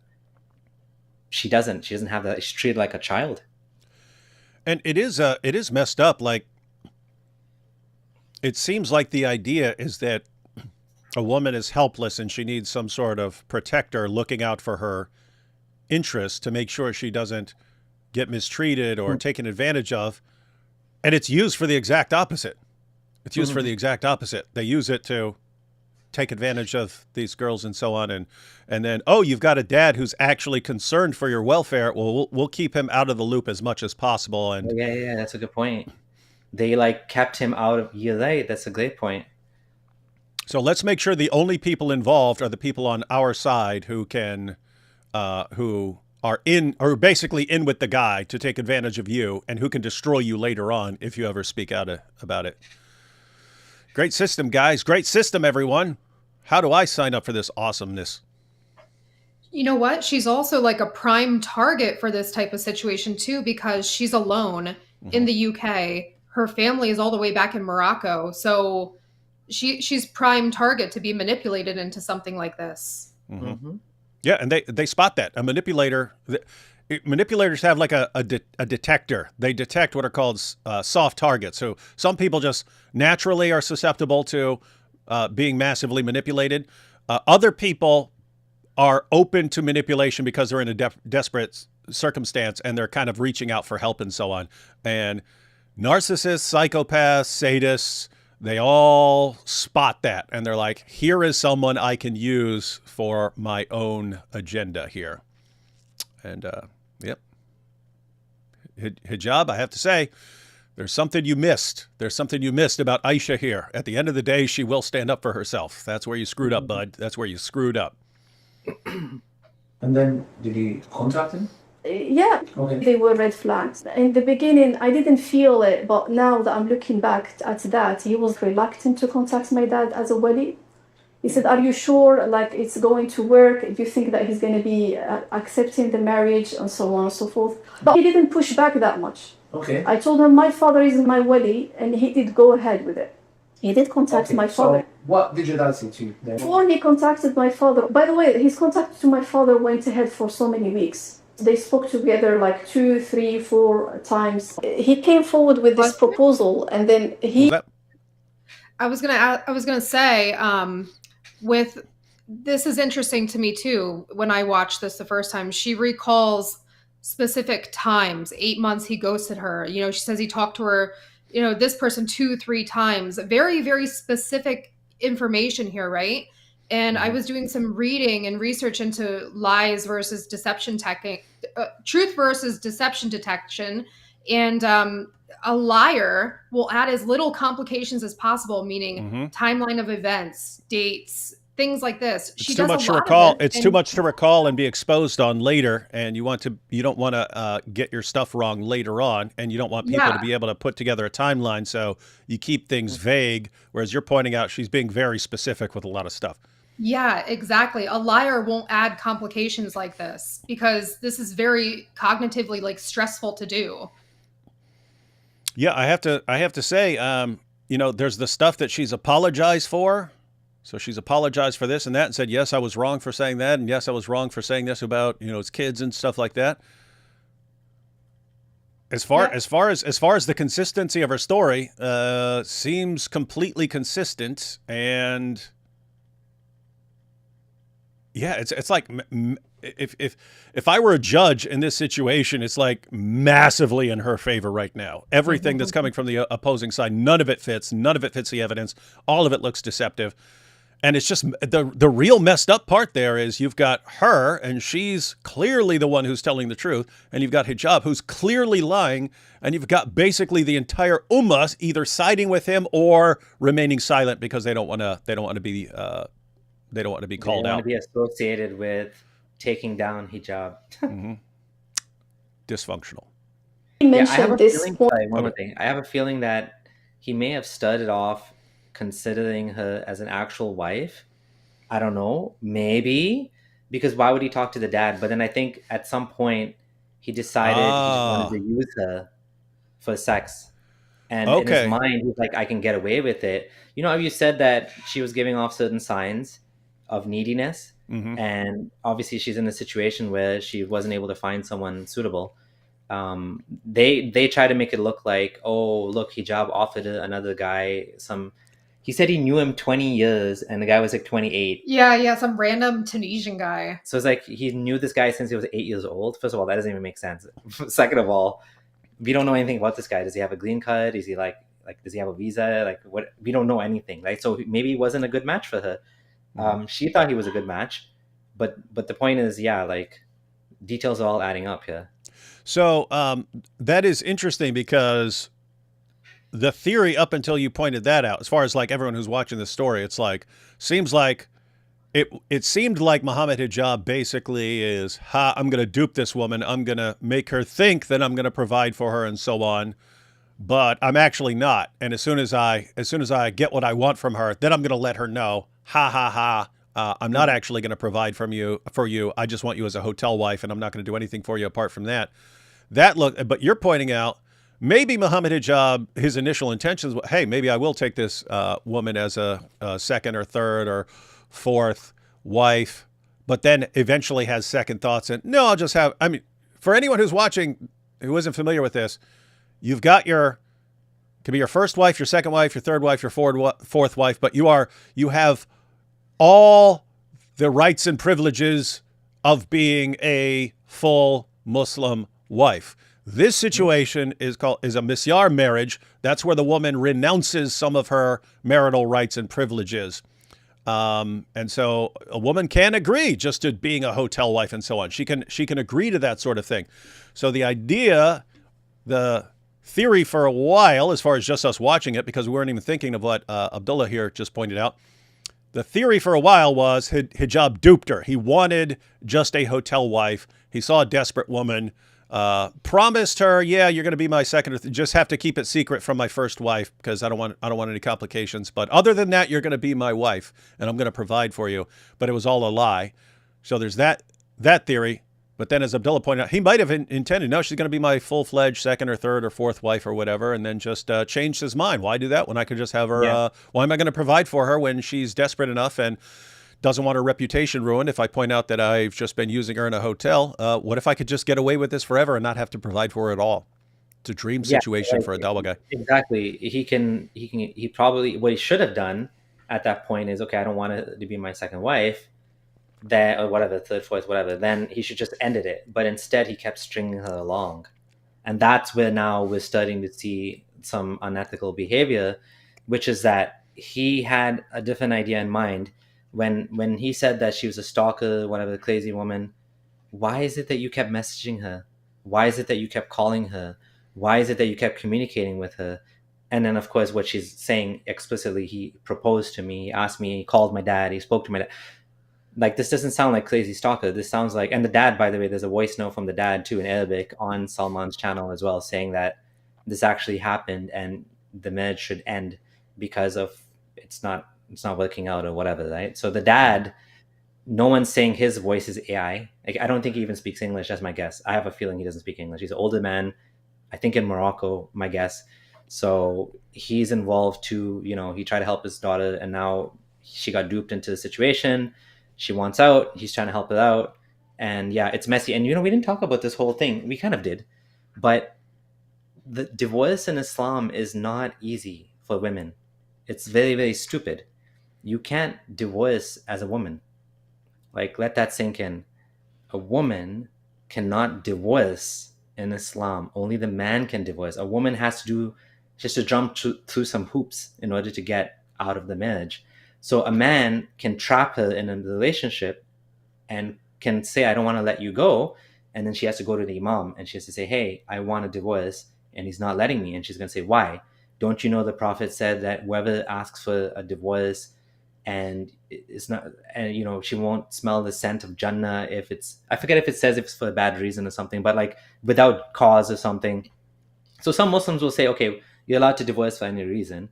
But also some will say that, no, you're not, because a hadith says that, Allah is basically going to curse these women or whatever for requesting divorce when there's no good reason to request it. So a woman in her situation is in a mess because if he doesn't do it and doesn't let her go, what does she do? She has to go to imams and this and that. And there's this weird problem. Another weird problem with Islam is that there is no, like, Islam requires a qadi, a judge, just like Yasir Qadi, requires a qadi in order to annul the marriage. When you live in the West, there's no qadis.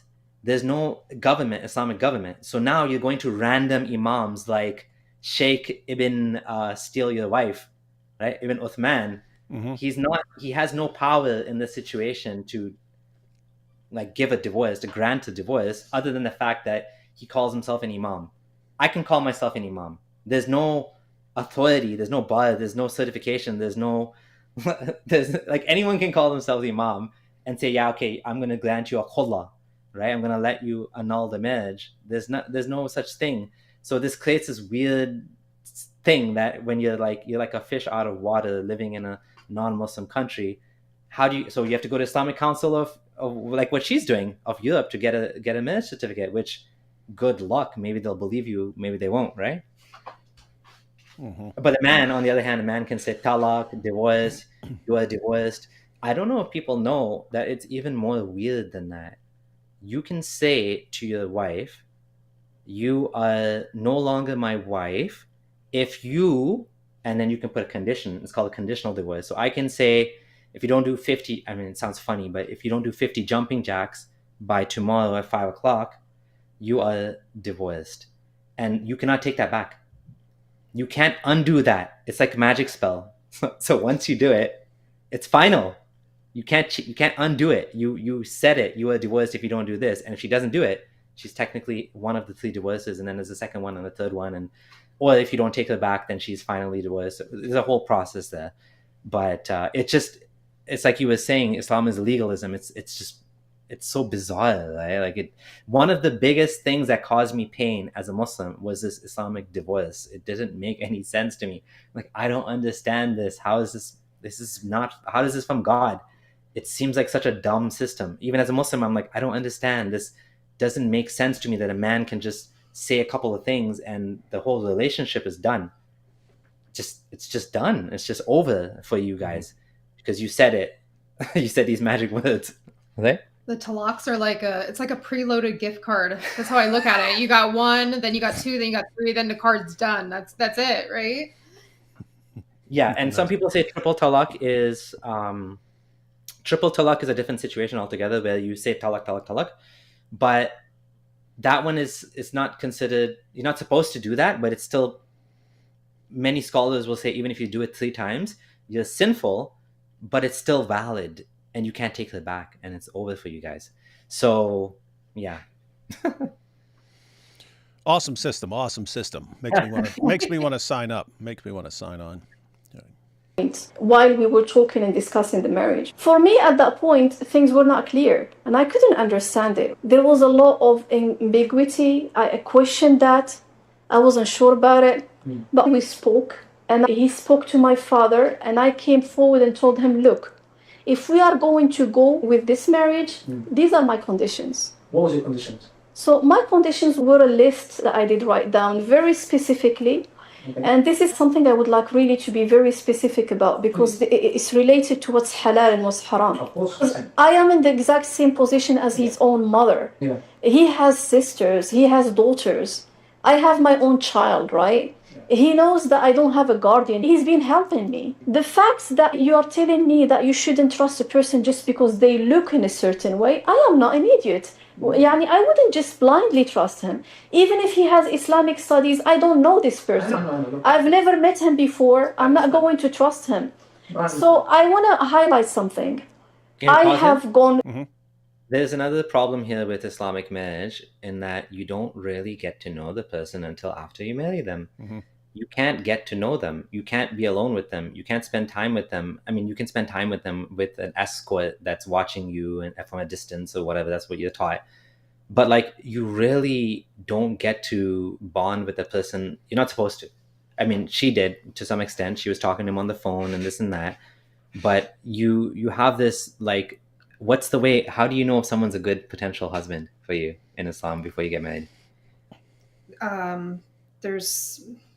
You do that funny prayer, right? Oh yeah, the istikhara. Yeah, which is useless.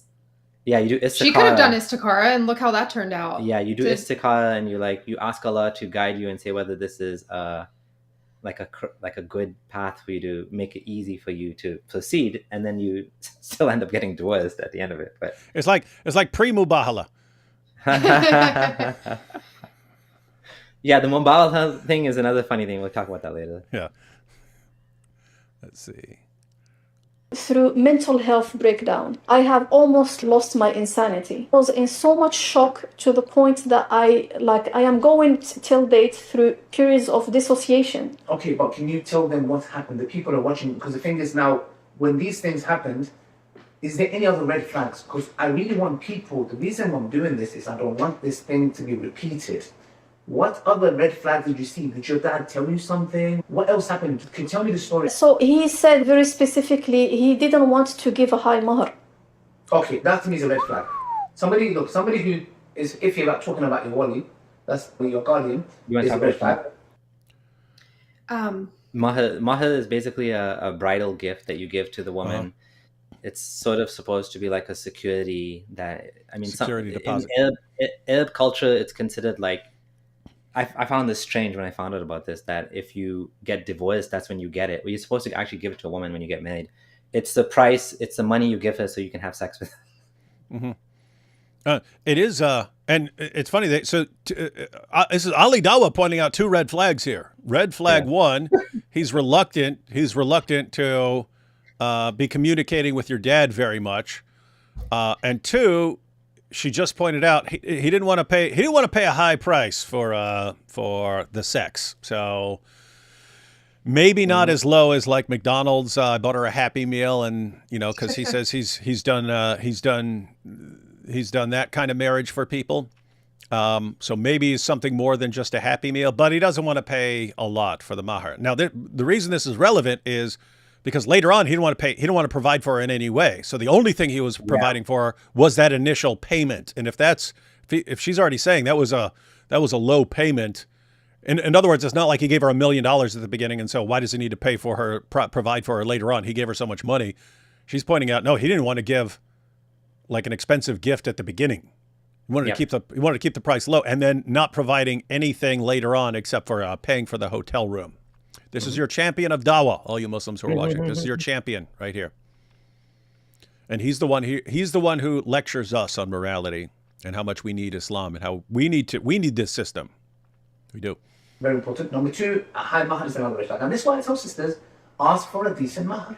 Because if a man has ill intentions, sisters sometimes act very pious. Oh yeah, just read me Surah Baqarah. And there's nothing wrong with this. This is a very beautiful thing. But we're dealing with different kind of shayateen in our time. Your mahr is your haqq. It's given by Allah subhanahu wa ta'ala. It protects you. Your guardian number one, your mahr number two. One thing that you What's that? Is hijab one of the shayateen? Is that what he's saying? That sounds like hijab is one of the shayateen. He's a shaitan. He's one of the shaitan. To me before this, he said that he didn't want to mention his name to your dad. So this is the little bit when the situation of the nikah comes up. So when we were getting the nikah plan, he said, look, I want to have this nikah done on a Zoom call. I told him, you have to go and meet my father. We have independent confirmation that Mohammed Hijab does like to do Zoom marriages over Zoom. So that fits everything we know about hijab. Okay. Because my father is of a generation where there is no way I would speak to him about this. You want me to go and speak to this is disgraceful. This is disrespectful. You want me to speak to my dad and tell him that you need to speak to this person on a Zoom. And then I told him, so why don't you go and meet him in person in my country? Yeah. He said, look, you... Mm-hmm. Yeah, like this again shows you, I don't know if everyone agrees with this, but like this shows you how pathetic like marriage is in Islam. You can basically marry someone over a phone call, right? There's no like, and on top of it, I don't know if she mentioned it here or somewhere else, that he had a mask on and he was like hiding his identity and the witnesses, she didn't know the witnesses. Is that in this interview or is it different? I forget. It might be this Yeah, one. we watched so much content from her, we don't remember. But anyways, the point is... It's just hilarious, Mohammed Hijab trying to disguise himself with a mask. You know what I mean? That's just, isn't that like weird? If Hijab had a mask over his face, I mean, unless he's going like full hockey mask or something like that. That's what I was wondering. Is this like a COVID mask or is this like a hockey, like full face? Like what does this disguise look like? That's so weird to show up in a hotel like that. No, it's online on Zoom. Well, in a hotel, I think she said in a hotel he showed up like Oh, that too. right. He wore a disguise. Yeah, no one would be able to recognize that 6'8" grape ape looking dude over there. It's a great mystery. Someone even made a little cartoon about that, where it's all regular sized people and a giant hijab in the hotel with a mask over his face. He's definitely a master tactician here. Are from the same city as my other wife. I really want this marriage to happen, right? I am keen in making both households work. Please don't put the stick in the wheel. Yani, we have to make things happen. Like, we have to facilitate things, we make things easy. It's because I really want this marriage to happen. On top of that, he said, I want the Zoom call where I wouldn't show up. I told him there is absolutely no way I'm talking to my dad. This is Zoom call that hit up. He wouldn't show up on the video call. Wait, so he wants everything done over a Zoom call, and he's not even going to be there? And he doesn't want to be in the Zoom call. He wants to be on an audio call, so no one can ever even say that it's. Guys, this is your hero. This is your hero, ladies and gentlemen. He wants to leave as little traceable evidence as He's possible. already planning back then. He's already planning back then for when this inevitably ends in disaster. If she even thinks about exposing me, I want no evidence trail at all. That's right. So he's planning this from the beginning. If things go south, I don't want any evidence against me from this woman. He said it's going to be an audio call. I told him, look, I'm not going to talk to my father about this. This is something I'm not going to do. So let me get this right. So you're doing the nikah now? The nikah, yeah. He wants the nikah to be done on the Zoom. Right. He doesn't want to show his face. So how's the nikah going to be done? No, that's what he said. Oh, so he said it should go be audio. You said you're not going to get your dad involved in. How are you going to get married? You have to help your guardian. No, I told him I'm not going to speak to my father about a situation, a nikah done this way. How's the nikah going to be done? Exactly. I'm telling you that I refuse this way, and I told him my dad is not going to accept. My dad would never accept this arrangement of a nikah because of his age, because of his background. And any man, even if he's a young father getting married his daughter, here in the West, accepts to make a nikah on a Zoom. So what happened is he said, look, what we are going to do, he sent me a website and it has a fatwa in it. This fatwa says, if we are going to get a wakil, someone to replace my dad, I told him there is no way that my father is going to accept to make. So this is interesting. He's convincing her. She's saying, no, my dad needs to be involved and you need to come here or go there or whatever. And he's like, no. I'm going to find you this website with this fatwa. Again, Islam's a joke. Where he's basically saying we don't need to go with your dad. I can show you using my scholarship and so on. I can justify going around your dad. We're getting your dad out of the entire equation here, and I'm going to show you another way. And she looks up to him as this extremely trustworthy, reliable type guy, and so apparently she goes along with it. Again, like at this point, we should acknowledge that she probably has fallen in love with him. And now she's roped in. She's, put a lot of her, she's created like castles in the sky. Like she's created dreams of like, he's going to spend 1 week with me. He's going to spend 1 week with his other wife. You give us money and provide for us. My daughter's going to have this giant of dawah as a stepfather, like whatever, right? Like that's a normal thing to expect in a situation like this. But instead, he's getting more and more slimy and like manipulating the situation, trying to like make it as discreet to the point where he can back out of it and say, I never did this, right? Yeah, and another testament here to her mental stability. She has boundaries. She's saying, no, I don't want this. No, my dad won't accept this. She's not just, being this crazy stalker, going along with anything. She is exercising some boundaries here. Yeah. So.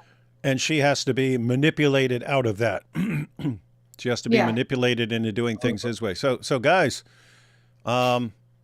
he was planning for some things from the early on, as far as wanting to do things just by audio, so people couldn't even testify that they actually saw him and so on. He's taking steps ahead of time to get what he wants and to manipulate her. So she has boundaries. It's guys, this is like Andrew Tate in the sense that he gets women to fall in love with him and then gets them to do things they didn't want to do. These girls did not, the Andrew Tate girls did not start off as girls who want to do webcam work for Andrew Tate.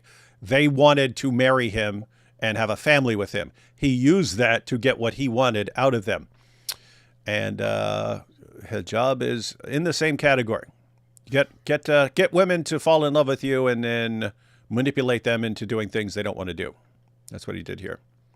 You're nikah with me in this way. And if you don't want to go and meet my dad in person, there has to be some other way. By the way, him not wanting to come in front of my dad was only during the specific moment of the nikah. And he gave the excuse, he said, those who are attending may take a screenshot, may take a video. I am trying to preserve this marriage. I don't want them to threaten me in front of my other wife with that later on. That's why I don't want to show my... Hey, this is already... We talked about none of these people trusting each other. And so clearly this is Hijab just not wanting a paper trail and so on. But he's saying, even the couple of witnesses of this, I'm worried about them taking a screenshot. And then later on, when I do something, they'll say, oh, don't make us send this to your wife. And then they'll have control over me. None of the... Not one of these people trust anyone else. Well, no, it's because Hijab is totally innocent here. He has nothing to hide. Why is he worried about that? It's because everything he's doing is dishonest and slimy. That's why he's like scared. He also knows he has a reputation, and he also knows that like it's a double-edged sword in a sense. Like he has the ability to take advantage of women, but then if they go after them publicly, it also can kill his reputation, right? So he's the one that's like scared of being caught. But you know what's funny about this? They will proudly laugh and boast online. Oh, you know, I'm taking a second wife, and you know, this and that. Reverts take it best, but yet they're like doing everything they can to hide this from their wives, their first wife. It's like, well, you're proud of it online, but behind the scenes, it's like they're doing everything they can to erase any evidence of what they're doing. Yes, they are.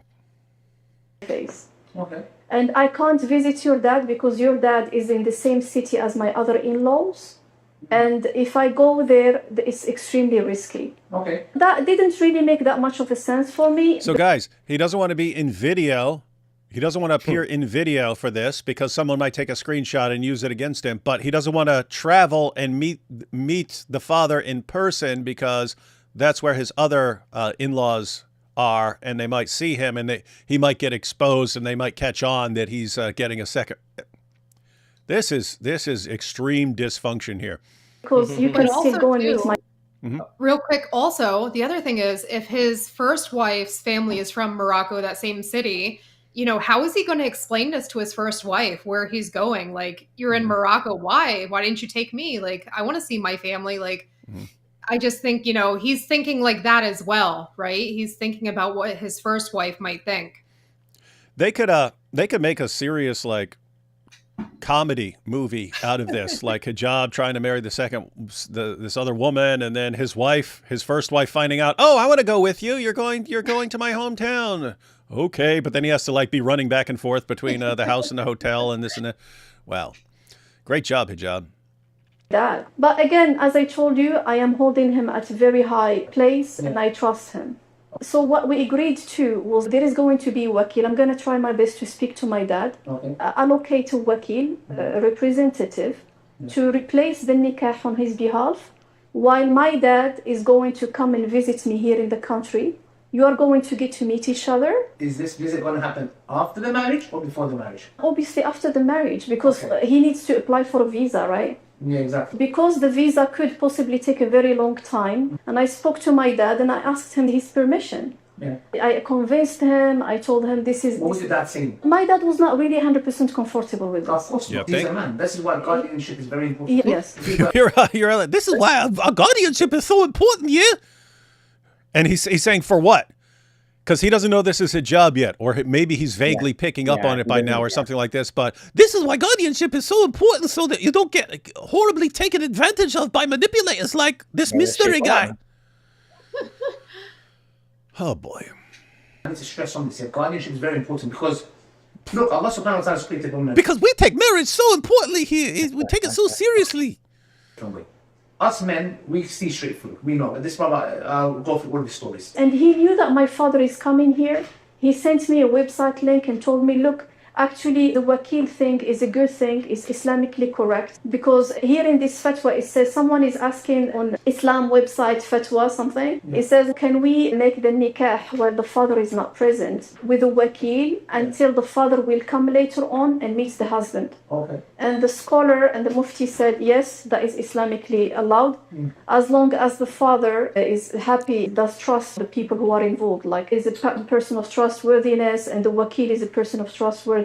So so as long as everyone's trustworthy. So basically she was convincing her dad, yeah, everyone here is trustworthy and it's acceptable in Islam. Honestly, who knows what weird fatwa he found? Yeah, you can find a website that says pretty much anything. Yeah, the thing is with Islam, it's like it's anyone's word against anyone else's word.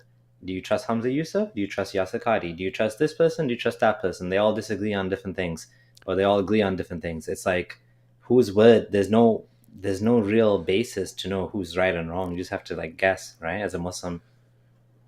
And so he took me to a website from a great sheikh, Sheikh Uthman ibn Farouk, and he said on his website he issued a fatwa saying I could do this. Boy. Evolved around trustworthiness. So obviously, so he's convinced with this fatwa that he got, but he had other plans, subhanAllah, so he's actually misusing this. So what happened after? You got married to him? Yeah, we got married. Who was the witnesses? Again, he's the leader here. So who's the one who's doing the nikah? Don't tell me he did it. No, it's not him who did the nikah. He did allocate someone to do the nikah.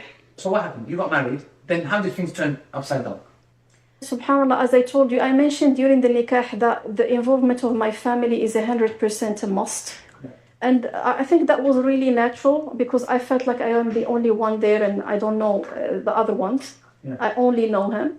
Yeah. And naturally it came out from my heart and I was like my family, I want them part of this marriage. So I doubled down on that point because later on he's going to accuse me that I actually didn't want my family involved in this. So when we got married, basically everything was normal. We met, right? And now came the moment when I told him, okay, we're going to have to talk to my family and say congratulations, your blessings, barakallahu lakuma, and so on. Khalas, we're going to make a family right now, yeah? He said no. He said no? He said no. How did you take that? He said he didn't want to speak to my family, he didn't want to have other in-laws. And he gradually started convincing me and persuade me that actually our life will be better if my family wouldn't be part of it. Oh, okay, and then what happened? So he was like... I just have to, again, on the issue of consistency, this seems consistent with everything I've seen from her and from Behind Veils so far. And it fits all of the text messages that have been released from both sides. In other words, all the actual evidence that has been shared by the hijab side and is actually authentic and not something they made up or used AI for or something like this. All the actual evidence that they've shared and tried to twist actually fits her story completely. And then everything she's released fits completely with this. And so, you know what else? Yep. I think from what I'm hearing over and over again in these different audios and everything else, I think one of the themes here with Aisha is honor and getting her dignity back, right? Because she keeps mentioning over and over again how, you know, he told her that her family shouldn't be involved, her dad, this and that. And I think this is a big part of her like healing from this, getting validated and feeling like she gets her honor and dignity back. And that is a psychologically healthier reaction, right? Because you could have a woman who fell for this, who got duped by Mohammed Hijab, who got used and tossed aside and just, okay, well, I just have to live with this now, and then spend the rest of her life knowing that she got duped like this and knowing that he's out doing that with lots of other people after her. So yeah, it is kind of like it's not an honor killing, but it's in the same idea of I have been dishonored. How do I restore that honor? And For her, it's I have to expose this guy, expose what he did, and make sure he can't do this to other people in the future. And that's how I'll restore my honor in this situation. Right. And, Ali Dawa and all of them are criticizing her. Oh, she came to the vilest of the vile, meaning you and my husband. But it's like, well, look at how you guys are handling it over there. Why wouldn't she come to us? Why wouldn't she? We're the only ones in Salman who are listening. It's like her support system, her community has failed her. So where are you supposed to go when the community that's supposed to care about you tells you your whole life how much women are valued? They fail you. And they tell you, basically, shut up. And yeah, along those lines, it seems like back when she's having doubts about Islam, it's like, wait a minute, our entire religion is just designed to protect guys while they treat us like this. There seems like something wrong there. If no one is going to be on my side, and she's reaching out to various people, no one's on my side. Maybe the only way for justice is to go outside of the religion. But eventually, she runs into Salman and Abu Aya and so on. And, okay, so there are at least some people in my religion who are willing to help me here. So that may be the only thing that's keeping her in Islam right now is her thinking, okay, maybe even though these guys are the minority, maybe there is some path to justice within our system. But we'll see. And here comes this. Oh, what was that? I was just going to say, it's so difficult sometimes for people to unpackage what's happened to them and connect it back to Islam and cognitive dissonance and the fact that it may well be that many years later it'll have that impact. Maybe it won't have it right now. Maybe at some point it will. At this point, it's still Muslim, yeah.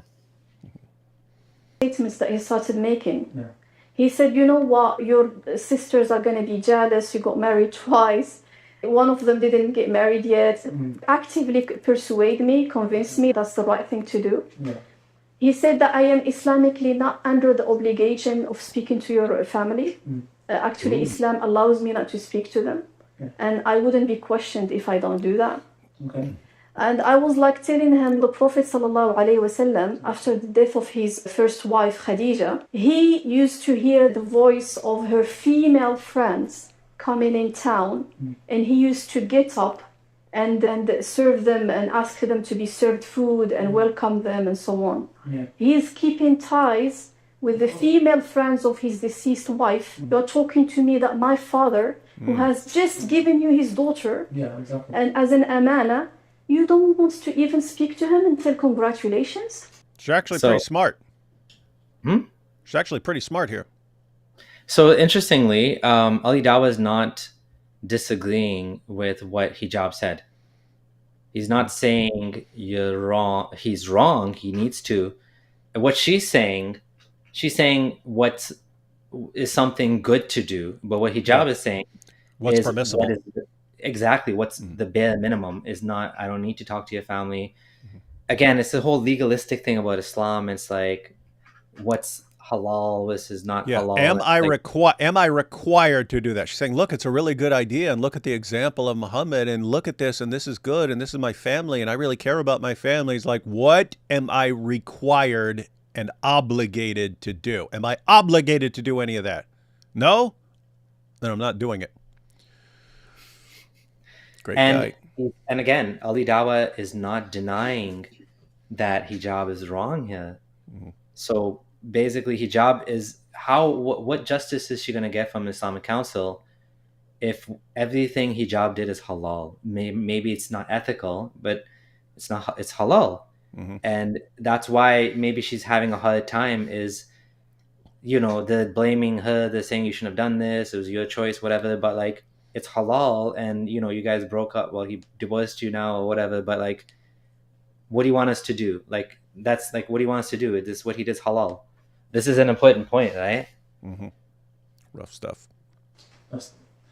I was shocked. I was traumatized. At that point, I realized two things. Number one, I have the option of breaking this up instantly. Yeah.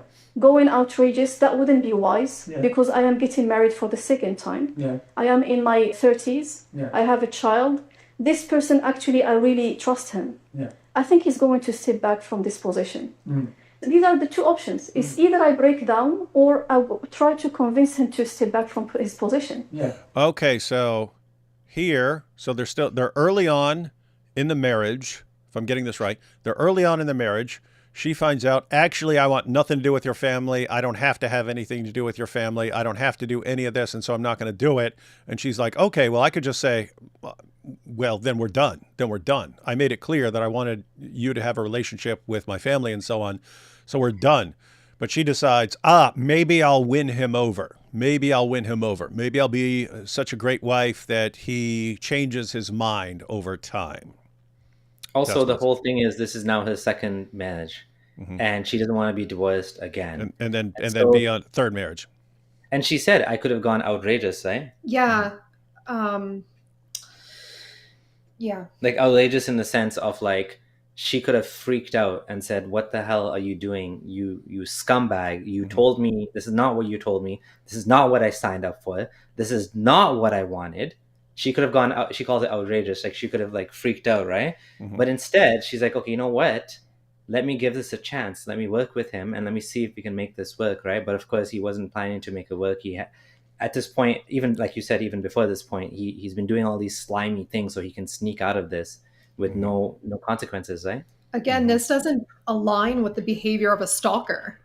She was ready to break up with him. She was ready to call this quits. That's not somebody who's obsessed and trying to stalk somebody. She's actually trying to get away from him at this point. She's considering it. Yeah. Right? Yeah. At no point in anything she said does she fit the description of a stalker. And even the messages that Hijab's camp has released to make her seem like a stalker, they fit in perfectly with a certain stage of her story. So sorry, Hijab, I've seen zero evidence that you are credible in any of this. And all the evidence confirms her story so far. So I started talking to him. We started fighting about it, arguing a lot. Yeah. First, he started telling me, okay, delay it. We will do that later. Yeah. I'm going to talk to them. And I couldn't talk to my father and tell him the marriage happened. Because when I speak to my dad and tell him, okay, salam alaikum, did you get married? Yes. Okay, where is your husband? Oh, he doesn't want to speak to you. I was like, so what am I going to do? He said, lie to him. He told me, okay, lie to him. Tell him the marriage didn't happen yet. Okay, I told him, okay, well, hold on. More of the responsibility now, because when the marriage ends, then you can't tell your dad because out of shame. And not that you've done anything shameful, he should be ashamed of himself. But now it makes it better for him, because then the dad is not involved, he's not going to know, and he got away with it. So then what happened? So he went on a trip, on a da'wah trip, ironically. He went to the da'wah trip, and I was stuck. Yeah. I was like, I don't know what to do. Am I going to... What's that? You can do this. He can't go to meet her dad. He can't get on a plane, meet her dad. This is going to be your quote unquote wife, but he can go on these dawah trips, which are international a lot of times, right? Yeah, he can fly all over the world. And by the way, what's he doing? What's he doing when he's flying all over the world? He's got his little wives in every little town, probably. I call my father. My father is going to have a heart attack. He has already gone through a lot. He's an old man. He's going to feel guilt because why did I give permission to my daughter to get married and then this happened? You know? Oh, dang. He would like blame himself. Like, hey, I didn't protect my daughter enough. Huh. Wow. Did you ever come to your house, like your house that you guys had? Did you have a As house? I said, we are neighbors. So he never came to my house. He never met my child. And when I say neighbors, I mean in the neighborhood. It's not like literally neighbors. No, that's fine, but you got married. Did he not come to, like, his husband coming home? By the way, he wasn't even willing to have much conversation on the phone. Oh, let alone coming home. Let alone coming home. And he made that clear, by the way. He wouldn't come home until I move up because of the situation of neighborhood. That's something I knew. I knew that he wouldn't come to my current home because I am very close to his family, right? So I started feeling the conversations are not all right. And again, here I am getting one shock after another, one trauma after another. Why is he talking to me like this now? Like, why is he behaving like this? He said, this is a business. I'm like, no, this is not a business. He's using these words. Yeah, and he's being extremely insensitive, extremely brutal, extremely crazy with his approach. And this is starting to make you question everything. I was like, okay, what's going on here? Yeah.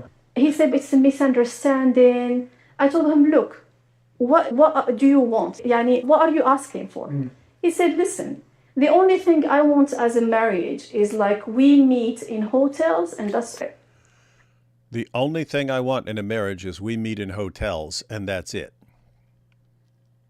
And he gave her a low mahar, so he gave her a low payment at the beginning, low bride price at the beginning, and then didn't want to provide for her, not for her house, not provide for her daughter, and he just wants to basically pay the hotel room for sex and wants her to spend her life like that. So he turned her into basically a prostitute who's not even getting paid. Yeah, what a great man, right? Yeah, wonderful, guys. Wonderful. Tell us more about the great religion that you guys are here to bless us with. I think that's so interesting, too. She's saying that they lived in the same general area. Like, that's very specific information.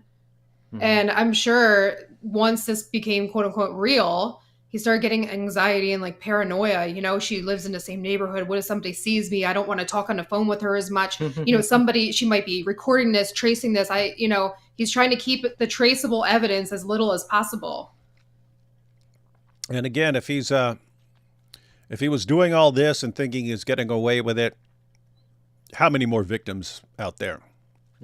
In other words, if you took a bunch of different women, put them all in these circumstances, treat them all like that, and let them know, if you ever cross me, I will destroy your reputation. You'll just be done for the rest of your life. What percentage of those women are going to come forward? Very, very small. Very, very small percentage of women are going to come forward. We've got one who came forward. So chances are there's a bunch who haven't. I'm only going to pay for the hotel. I told them, my child, my daughter, my dad spoke to you. I told them, the home, you promised me a home. At that point, he was like, this is what I want. It's either you like it or you don't like it. He even said, you agreed to this. He started telling me, you agreed to this, you agreed That's to this, you gaslighting. agreed to this. What? You agreed. You agreed with me. You agreed that I don't have to talk to your dad and you're just going to be my hotel wife for the rest of for the rest until I'm done with you. That's it. You agreed. What? I didn't agree to that. Yes, you did. You agreed. You agreed. You agreed. And I was like, no, I didn't agree to this and I can prove this. I can prove right now through conclusion and through deduction and through logic that this is not the arrangements that I agreed to. So he said, no, you know what? I want a boyfriend-girlfriend relationship. Wait. He said that. He said, I want a boyfriend-girlfriend relationship. He said, I want a boyfriend-girlfriend relationship. And Allah. How many other ladies does Hijab have a boyfriend-girlfriend relationship with? I don't think this is what you call a girlfriend-boyfriend relationship. No. There's boyfriend-girlfriend relationships where they don't treat each other like this at all. Yeah. Right? He's treating her like a prostitute, basically, and he wants a girlfriend experience. He wants to act like she's like emotionally available for him, but he's not available for her in any way whatsoever. Everyone watching, you Muslims watching, this is how he treated a Muslim woman, and you don't seem to care at all. You seem more concerned about protecting hijab than about protecting victims of hijab. And keep in mind, we're all watching. We're all watching how you guys deal with this situation. We're all watching. And if you guys are ready to just burn her life to the ground to protect hijab, maybe that helps. Maybe that's good for hijab's fans and he'll still be a hero to them. Everyone else is watching. We are not going to let anyone forget this ever. So just know we're watching you. All right. I think what makes me very angry about this as well is this is how Islam is marketed to women too, to potential converts, right? Oh, Prophet Mohammed treated widows, divorcees, single moms so well. He married them, this and that. But the lived experience, obviously, in so many cases, is something entirely different. It is. And pretty much everywhere I go, if I go speak somewhere, if I go speak at a church or speak at a conference or something like that, at some point, very, very frequently, there is a woman who comes up to me during a break or something like that and says, hey, I'm in a really bad situation here. Muslim guy swept me off my feet, told me I'm fine. Either either got me to convert to Islam or said I'm fine being a Christian and marrying a Muslim man, treated me like a princess, and then at some point things change, either when they move somewhere else and they're around other family members, or when they have a child. That is usually the big thing. When they have the child, that's when it's, now everything suddenly changes because I'm thinking I can raise we can let our child decide for himself whether he wants to be Christian or Muslim, and we'll raise him in both communities. No. You don't get to do that anymore. So now you have to convert to Islam. So this child only gets one message and so on. And so anyway, at some point things change. And so then they're coming to me, what do I do about this situation? Because my husband has lawyers now and this and that. And so that I hear over and over and over again. And I also hear lots of times from someone saying, hey, my sister is in love with a Muslim and he's assuring her everything is going to be great and everything's going to be fine. And she is convinced that he's going to treat her like a princess forever. What do I do? And it's almost to the point where if she's in this love phase, I don't think you can do anything. Yeah. Sometimes I think all you can do is, hey, I know right now that nothing I can say is going to change your mind about that guy because hormones have taken over. Just so you know, when this almost inevitably goes really, really bad, here's what you do then. One, our door's going to be open for you to come back and we'll help you in any way we can once this inevitably breaks down. But I understand right now, nothing I can say is going to change your mind. And that's just kind of a sad reality of seeing it happen over and over and over again. Yeah, you made a very good point, which is if someone is treating Muslim women so badly. I mean, I remember this famous story that Muslims always bring up about Mu'tasim. And there's a woman, she was captured by the Romans, and she said, "Why Mu'tasim?" Like, "Oh, where are you, Mu'tasim?" And he came and he saved her. They brought an army to save her, and they're like, "This is how much we care about the honor of Muslim women. That this one woman got this whole army to come save her."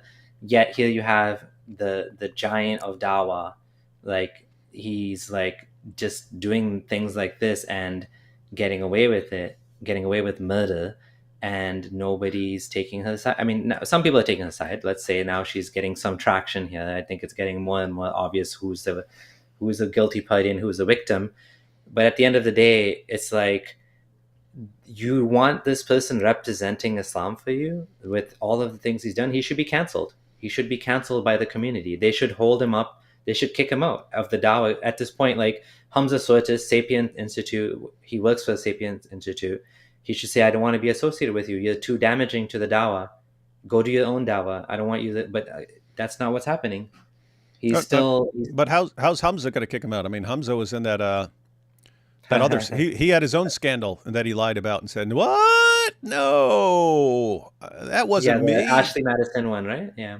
Yeah. So guys, there was some leak where they leaked all the members, and Hamza Sortis was in there, and then nope, that wasn't me. Someone's setting me up. Someone's framing me, and then they point out that he'd been that the information about when he signed up for the account, it was in Australia that he signed up for the account. It just happened to be when he was in Australia doing Dawah. That's when the account was made. And that his credit card had been billed for like a year and a half or something like this. He's like, what? I didn't even notice that my credit card was being billed for this. I don't pay attention to what's on my credit card and stuff. And then that was enough. That was enough. He was able to just lie his way out of it. And I mean, seriously, who's taking him seriously? The people who just look the other way. It's basically, you're important for Dawah. We do not care what you do. We just don't care. And that's the message that's being sent. Doesn't matter. Mohammed Hijab could turn 1 million Muslim women into flat out prostitutes as long as he is humiliating the kuffar. That's all that matters, and he'd be fine. Prove us wrong. Prove us wrong, Muslims, but that's what we're seeing right now. Subhanahu wa ta'ala is hearing me right now. He said, I would like a boyfriend-girlfriend relationship. He said, it's okay, we're going to have the best of both lives. I have a website that says it's okay. Of both worlds. Like, he said this. I'm shocked. You are shocked what happened to me. So, let me get this right. It's funny because she's sitting here thinking, this is your best friend. You're shocked at what your best friend... Personal knowledge, Quran. I'm just trying to understand, what is it? I don't know, is it just memorized? I'm trying to understand, what is it? I'm just shocked. Yeah, even the sheikh who got involved, he heard this again from him, and he said, I want intimacy-only marriage. He texted me, and the sheikh read that text, and he was like, this is what I wanted, and there is nothing else you're going to get from me. He said, make your decision. I told him, of course I'm not going for this. The marriage ended. Smart. And the irony is that he divorced me in a time that is not allowed for him to divorce me, because there is specific times for even divorce has to be specifically done in specific ways. And basically he was like, that's it, done. Khalas, don't talk to me again. You are divorced. He was like, khalas, the matter is done. I have no questions to ask. The marriage is halal, divorce is halal. I've never agreed to the marriage that he claims that I agreed to, because all these are proofs. These are evidence, And one main evidence that the people who are around him know about him is he's extremely keen about keeping evidence. And his conversation with me and my dad was on auto-delete. This is someone who is very keen. That also fits. Everything was on auto-delete. He's very keen about people possibly keeping evidence against him. And she's saying everyone knows this about him. Everyone knows this about him. Everyone knows about him that he's very keen on keeping evidence of everything, screenshots and pictures and whatever. And also someone's asking about specific time for divorce. This is kind of like a nuance in Islamic law that you're not supposed to divorce a woman on her period, but it's still valid if you do. So I don't know how that makes sense, but it's like everything else, I guess. Keeping evidence that served for the best of his interest.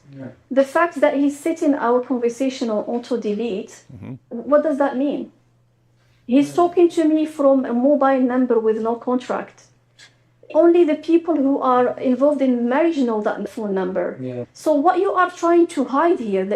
So he knows the entire time that he's avoiding an evidence trail, even using a different phone with a different phone number. And then when he comes out to prove his case, it's, the phone number doesn't even match up. This is not even Mohammed Hijab's official phone number. This is proof that she's lying. Funny. This is pathetic. That was funny. That was so funny. Everyone called him out for that. Yeah, he's like, I've had the same number for 20 years since you were 13 years old or something. Like, first of all, who does that? And second, it's like, well, nothing's going to be on that phone. It's on the other phone. Yeah, by the way, you can see this in the text messages where if you go to Behind Veil's website, where eventually she blocked him and then he messaged from a different number and different number said, this is MH. He didn't even say this is Mohammed Hijab. He's trying to keep it as low key as possible. Wait, didn't one say business account? Yeah, so he has multiple account numbers for sure, but that's what I mean. But she blocked him, and he still managed to message her from a different number. So and then he admitted. Someone asked him, "Do you swear?" Salman asked him. Yeah. Or Abu Aya said, "Do you swear you only have one number?" And he refused to swear that he has more than one number. Everyone knows. Come on, this isn't flying. Yeah, like no one ever saw Breaking Bad where the drug guys all have separate phones and stuff like this, and no one ever saw it. No one ever came up with the idea of having multiple phones with multiple numbers at job to cover their trail. It's just crazy once you hear the full story from her. Just he's always like this. He's borderline paranoid about the evidence he's leaving behind and so on. So yeah, sounds exactly like someone who would keep multiple phones with multiple numbers. Yeah, you're a tactical genius, Hijab. No one's going to be able to crack this code. Evidence you're trying to hide is definitely an evidence that doesn't work for your best interest. For someone to memorize the Quran, Islamic knowledge, teaching everyone else, wallahi, to me you're zero. How could you have all of this stuff? And then you go and do... Ali Dawa calls Mohammed Hijab a zero. Pretty much, yeah. This thing to whoever. This could be somebody standing in front of me who somebody robbed, stole from, oppressed in different ways, or pressured in different ways. So to me, this is the reason why you truly do not know someone until you travel with them, you live with them, or you've done business with them. Wallahi, let me tell you something. It shows me, sisters, brothers, you're watching this, wallahi, you're not for the Arabic, you're not for the Quran. And it's a sad thing for us to say. It's come to the moment that we have to tell you and warn you. Don't fall for the folk. Don't fall for the Quran. His beard, her niqab, jilbab. Do not fall for the stuff. Like Allah gives us many examples in the Quran that it is the taqwa that matters. Internal taqwa, subhanAllah. So to me, the message is very clear, and the reason we've done this video is to warn others and to warn others about Mohammed Hijab. Wow. Those who are in the public sphere. So these are a couple of very important points that I wanted to make. The first one is the consequence of what he has done. He has completely destroyed my life and that of my kid. Completely. I have no capacity to trust absolutely no one for marriage anymore. Oh, that's what she meant. Oh, that's interesting. Because before, when she was, and it could be a combination, but in the Behind Veils video where they released a message for her and she was saying, he's destroyed my life, I thought it was like, hey, I just spent years dedicated to you where I could have been marrying someone else who would take care of me and my daughter. And so that fit as far as, hey, you've ruined my life. But here it's, you've psychologically ruined me. I cannot trust a man anymore. I am incapable of trusting someone for marriage anymore because of what you've done. This guy looks like such a great guy on the surface. How would she know now? How does she evaluate? Yeah. How would you evaluate? You can't get to know people before marriage. You do istikhara. That's the only, how do you solve this problem in Islam of getting to know? Some people will say you have to ask around. Everyone you ask about Mohammed Hijab would say he's a great guy in the community. So now it's like, how do you know? It's like, you don't. And imagine too, from her position here, imagine going through this bogus marriage, all of this trauma that she's endured, and then she tries to meet somebody again, and it's like, so, you were married before. It's like, imagine disclosing this. They might not even want to talk to her, because a lot of these people believe Mohammed Hijab. She might encounter that. A lot of people in the community, they might not even want anything to do with her. That makes getting married even harder. Oh, yeah. I mean, she's kind of, from an Islamic perspective, from the perspective of her fellow Muslims, she's cooked right now. So, yep. Especially by coming forward and exposing him, she's done with the Islamic community. And and her now she has massive trust issues. Like, how can I ever trust a guy again? When a guy that everyone told me, all the religious scholars, all the scholars of my religion praise this guy as the most wonderful guy. If you want any husband in the world, this is like your dream husband. And look at how he treated me. How am I going to trust some random guy at this point when the ideal champion of the ummah is this massively screwed up? But you can trace that all the way back, ladies. Do your investigation. Go all the way back to Muhammad himself and ask yourself, how can I trust this guy? How can I trust this guy? And I am making a call to the scholars and the people of knowledge, our seniors, and I am telling them that it's their duties to come out and clarify what Islam is, what marriage is, and the rulings around them. Because if the majority of audience and people are going to take Islam from public influencers on social media. Yeah, she's saying, hey, if the young generation of Muslims are getting their knowledge from influencers, they're not going to sheikhs now. They're going to Muhammad Hijab and Ali Dawah. And if Ali Dawah and Muhammad Hijab are basically saying, yeah, this is all fine, which is what they say. Hijab is denying that he did this, but everything he's saying shows that he's been supporting this as things you can actually do. And she's pointing out, like, hey, are sheikhs going to come forward and say that this isn't our religion? Because these are the people who are influencing people right now. This is what you're doing in the ummah. And so she apparently at this point doesn't think that this is actual Islam, but let's see. This is what's going to happen, and this is the degree of destruction that we will fall into. Everything is going to be destroyed, and the Ummah is going to be destroyed. And as I told you before, the Ummah is going to be destroyed. Yeah. What? I was going to say one more thing is, she came and she did this whole thing with a pseudonym, and they have been releasing her real name as a threat. That's a threat to her. Hey, you're everyone. Her name is this. And what they're doing is they're trying to terrify her and cause her more psychological distress that, she tried to keep it secret. She didn't. She mentioned the name. So now they're like, okay, we know a lot about you too, right? This is like a veiled threat. We know who you are. We know where you live. We know your real name. We're going to wreck you in the community if you come and do this. If you want to proceed, you want to play this game against hijab, okay, well, we have a lot too, and we can hurt you worse than you hurt us, right? Yeah, that's the idea, and lots of people will fall for that. Like, if you have a Muslim man and a Muslim woman, and they have a falling out, the man can usually do way more damage to the woman than the woman can do to the man. And that's probably what they're thinking here, and that's probably what the hijab camp is thinking here, and that's the kind of pressure they're trying to put on her.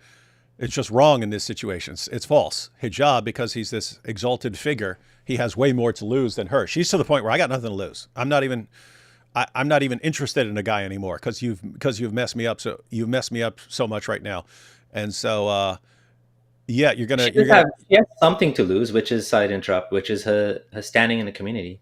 Oh, I know, but apparently she's willing. She's willing to take the hit. It's okay. Here's what you can do to me. I'm not backing down. That's why again, she's like, she's the kryptonite. She's the kryptonite here. This is what they can't deal with. And they can't deal with like the behind veils guys who they try the exact same thing. Notice they try the same thing in every situation. If you're going to call out what we've done, we will destroy your reputation. They did the same thing they did it with her.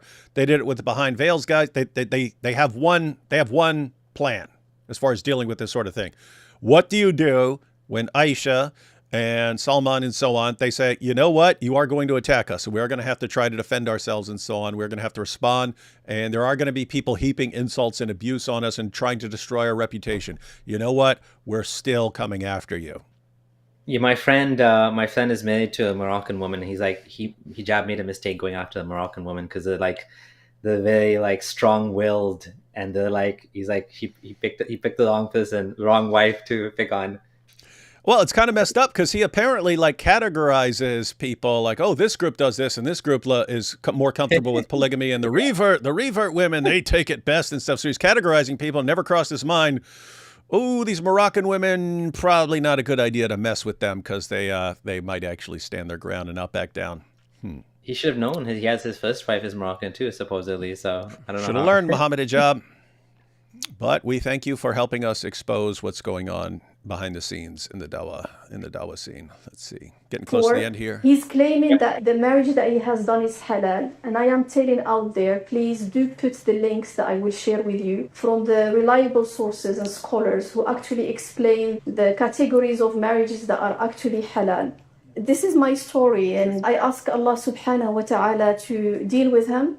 And I ask Allah subhanahu wa ta'ala to give justice, because justice has not been served. Subhanallah, in our Quran and in our Islamic history, even the Prophets alayhimus salam have been called out in the Quran.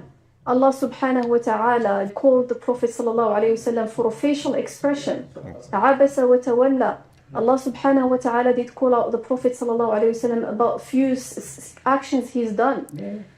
She's actually pretty knowledgeable about her religion. So guys, she's pointing out here, Allah would call out prophets and would even call out Muhammad. So if Muhammad can be called out, if Muhammad himself can be called out, why are you guys exalting Muhammad Hijab to a point where he just can't be called out for anything? Like, why? Like, is he greater than Muhammad? You can't call out this guy? Weird stuff.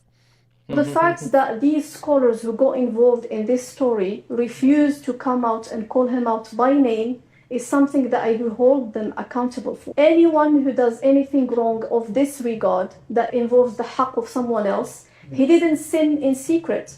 This is not a sin between him and Allah. This is someone else's life. It's my rights, it's the right of my child, it's my father's right because he trusted him. So I do strongly believe that anyone who is involved in this, I am calling them out to come out and make a step. And I do ask them to come out and call him out by name for the best interest of the da'wah here in the UK. Because when these du'at are going to know that if he ever transgresses and does anything wrong, that he's going to be called out by name, I don't think anyone is going to be able to do something like this. I think that's true.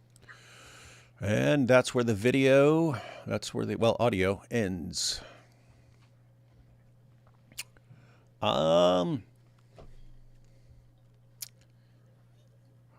She seems 100% consistent in everything that's come out so far. Mm-hmm. And everything that the hijab camp has put out seems like lies and manipulation. Editing a message with Photoshop and so on. to try and frame her when they're the ones photoshopping it. Then using AI to produce an audio clip of her confessing that none of this ever happened. Wow. Bunch of lying scumbags there. Absolutely. So I guess we're going to jump to super chats, but before we do that, my wife has to go. So no problem. Just wanted to say thanks for joining us. It was thanks for joining. Yeah, thanks for having me on. This was her first ever live stream, and she didn't even do it on my channel yet. Oh, funny. And guys, everyone. There's a link to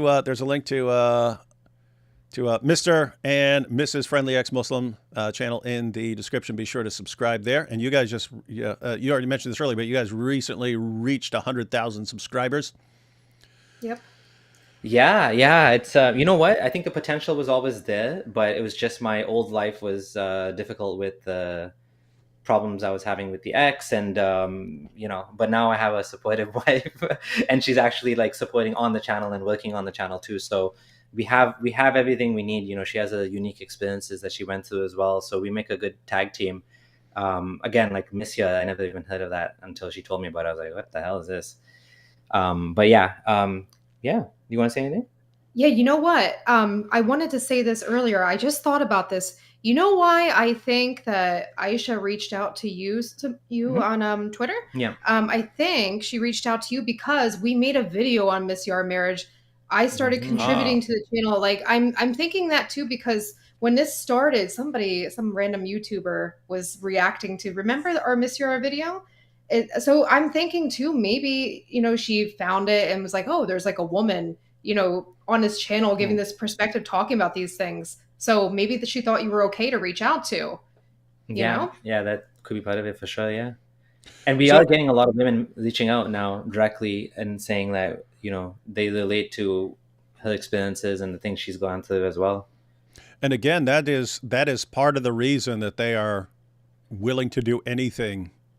Again, AI, all this stuff to crush Aisha here. They're trying to send a message to anyone else. If we mistreat you and you want out of it and so on, fine, leave, but under no circumstances do you ever say a word about this again. And then so it's us here and the guys from behind veils and so on saying, no, you can come forward and yes, you will be attacked by the person's followers and so on, but there will be some people here to support you. Indeed. Right. Okay. All right. And Let's go through. I can stay for a little bit longer. Yeah. We'll just go through these super chats and then. Yeah. Let's see. That is a super sticker. Thank you, Ida. Super chat, no comment there, but thank you.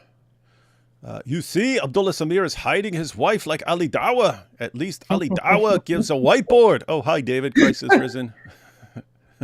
Yeah.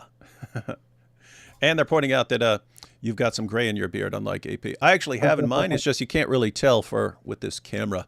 But yeah, probably like a quarter of my beard is gray. It's just I don't get cool patterns. You ever see people get like cool patterns, like they get a line of gray here and a line of gray there?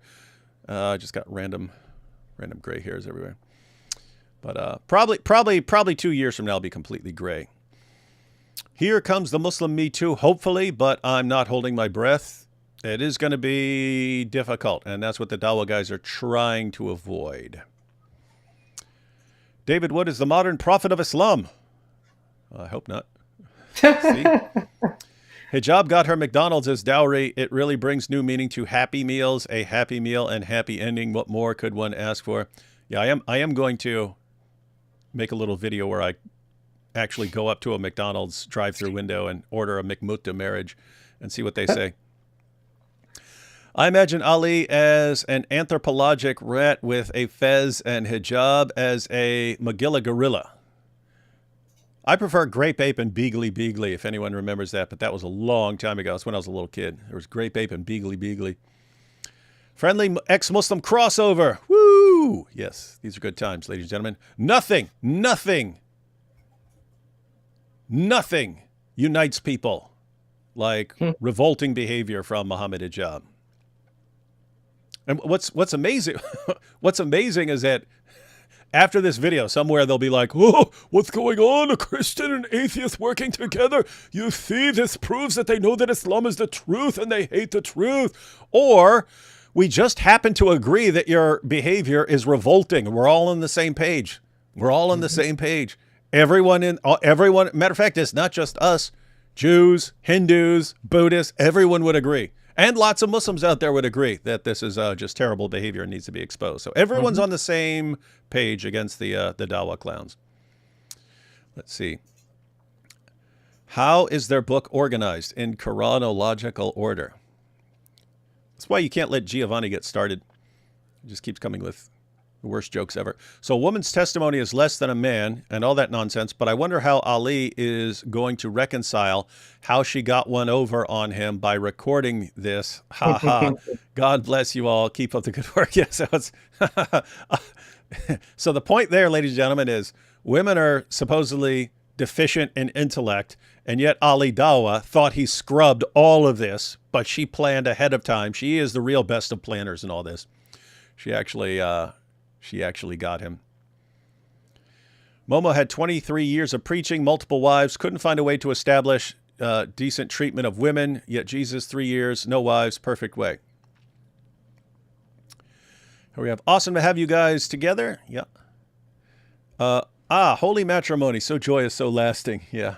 It's not for the Dawah guys. Friendly reminder, and seriously, can you imagine this? Because Hijab is trying to save face and rescue the ummah from women speaking out against the abuse that they're undergoing. But really, at the end of the day, he's got his original wife that he was trying to keep in the dark about all this. Yeah. And she's finding out what she actually married. Friendly reminder, a direct quote from Ali Dawah. The argument about scientific miracles in the Quran is like poo that belongs in the bin. Question is, why is Ali Dawah putting poo in the bin? Use the toilet, Ali. That's a good point.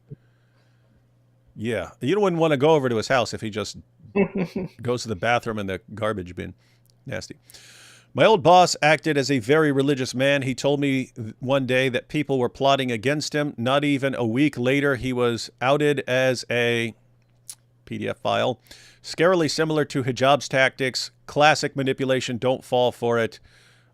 People. Yeah. When a manipulator, so a narcissist, a psychopath, something like that, if that person sees the writing on the wall and knows something that's coming at him, you say there's a plot against you. And that way when it happens, oh, he announced this. That's what Tate did.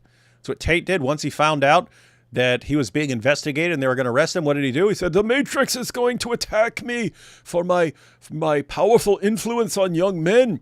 And then when it happened, when he actually got arrested, everyone, oh, he predicted this Matrix attack. He predicted it. Yeah, because he knew it was coming. Same thing with Hijab. He knows he's being outed. Oh, Elon Musk is coming after me.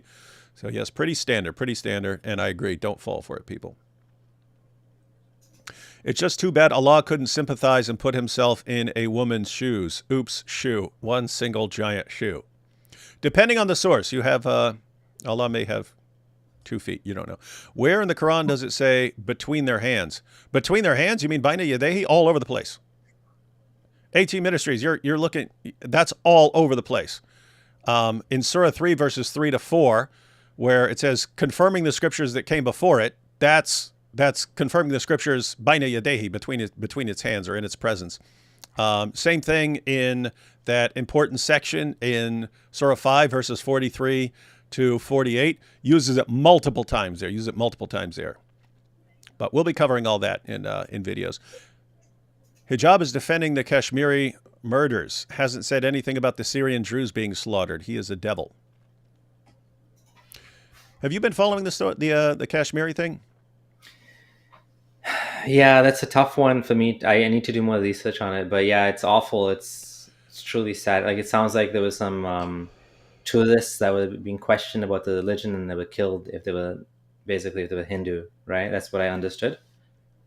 Yeah, me and Robert covered it briefly, just whatever, because he was going through the story, but I haven't followed up on it. So yeah, and I haven't looked into the Druze situation enough yet, just because, again, I don't trust the stories right when they're breaking, because the social media over and over again, it happens on social media. Everyone circulates, look what this just happened. And it turns out to be something from 5 years ago that someone just took the video and said it's happening now. Let's all pray for Kaduna State, Nigeria, as always. Yeah, messed up stuff going on in Nigeria, always. Another party who is hurt is Hijab's first wife. Yeah, I just mentioned that. Aisha is a victim, but she behaved despicably towards her. Yeah, that is, I have to say, that is kind of messed up. In her defense, in Aisha's defense, she's duped by a respected religious figure into saying that this is okay, and so she agrees to it. But yes, at the end of the day, she's still responsible for agreeing, yeah, I'm going to keep this secret from your first wife, so I'm actually part of tricking her. Apart from that, she's basically guilty of being duped, right? Like, Yeah. But guess what? We've all been duped, ladies and gentlemen. We've all been duped here and there. 3 terrorists recently arrested, college age, 2 non-Muslim girls. 1 was Jewish, Lebanese jihadi guy for Palestine, hates America, Israel. Jewish girl wanted to marry him. These dumb girls. Oh, wow. So you got terrorists and one of them's Jewish and hooks up with the guy. Well, yeah, we'll have to check that out. Hi, Mr. Wood. Hello, your favorite maid. I can't wait for the next harsher wave of apostasy to hit after all these converts see Islam for what exactly it is. And that's another part of that's another thing they're trying to avoid. They're trying to avoid this damaging the da'wah and exposing these guys. Because guess what? If you see how these guys act towards their wives, just lying constantly, and they think that's all halal and that's fine, what do you think they think about lying to people to get them to convert to Islam? Mm-hmm. In other words, if the trust is broken, if you view dawah guys as compulsive liars and so on, there goes the dawah, because you have to just trust what they say, because if you look it up, you find out they're spouting complete nonsense. So let's see. Here we have al-wala, al-bara, Momin, yum yum, kafir, thu thu, name one Arab rule of Palestine, one that exists. Oh, ruler of Palestine? Yeah, that was run by the Ottoman empires, not by. If this happened in my family, they would be shamed, and that's coming from Isa. And a random website, best place for fiqh. Yeah. Yeah, so the best source of information on what's appropriate is a website conveniently shared by Mohammed Hijab. All right, well, I think, yeah, we've gotten through all that. It turns out there's still more to cover, because there's oh gosh, what is there? There's the video they released about the AI, the fake AI. I'll be covering that here probably in the next couple days. Again, very difficult to keep up, because even when we're getting ready for this, they released another video. So yeah, I am glad Behind Veils is just staying relentless in all of this, because you need to. That's what the Dawa guys are doing. They're trying to wear him down, destroy his will to keep going, destroy Aisha's will to keep going. Doesn't look like it's working. All right, Abdullah, any final thoughts on any of this before we close out? No, I think we did justice. You came up with some really good points, and thankfully, it's something that we've had time to look into. So I was able to talk about this after looking into it and researching. I hope that, I don't know if she's going to leave Islam or not, but I do hope that whatever justice she's looking for, at least a validation that she was wronged by this, vile human being. At least she gets that. I don't think she's going to get that. I think the community is just going to dump her and let her, rot away in silence. I don't think anything's going to happen. But yeah, no, it was a pleasure. It's been 5 years since we've live streamed together. So it was fun. It was good. Yep. We should do it again. Yeah. Anytime. And matter of fact, any of this stuff you want to collaborate on, because Aisha, if you're watching this, just because you are from a different group from us, and even if you despise us right now, even if you are in full Islamic, we are the enemies of Allah mode right now, we still don't want you to be abused by these guys, and we still don't want these guys getting away with it, because we don't want we don't want them getting away with what they are doing to you, And when I say what they're doing to you, I mean like right now what they're doing to you, not let alone what they've done to you already, but what they're doing to you right now. We don't want them to get away with it, and we don't want them to get away with it with other women. So anything we can do, we are glad to help, and we have no problem with you attacking us and throwing us under the bus the entire time. We will still help you any way we can. All right, so guys, just pay attention. Again, the link to Abdullah's channel is in the description. Not sure whether I say channel of Mr. and Mrs. Friendly Ex-Muslim or just say Abdullah's channel. This is like a new thing too. I keep saying my channel, and it's like our channel, and like that just goes. It's a big thing that I kind of like I'm sharing the channel, if you want to call it that, with her, because she's been a huge help. So it makes sense, right? Like it makes sense that she's doing a lot of the work. That it's truly.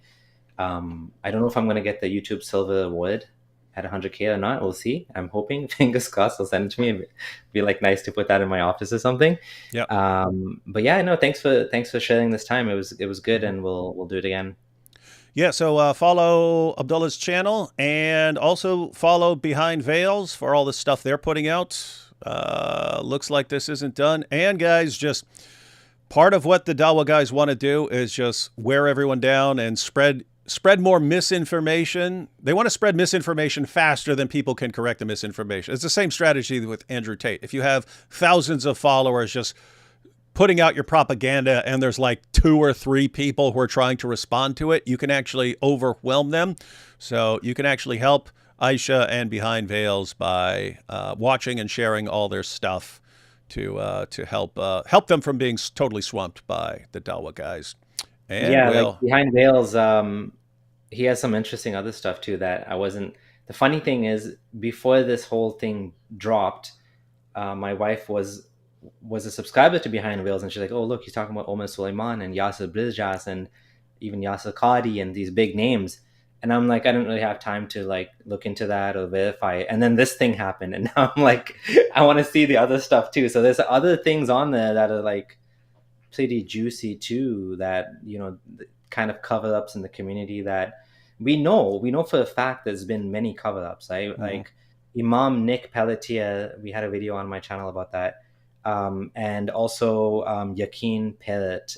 These 2 Dawah guys were like blacklisted by the institute. So the Imam Nick one, he exposed child abuse in the mosque in Texas, and they like kicked him out of the mosque. Yasser Qadi knew about it. Omar Suleiman knew about it. Probably Yasser Brizjas. And all he did, he's a convert. He's a white Muslim, and he did the right thing.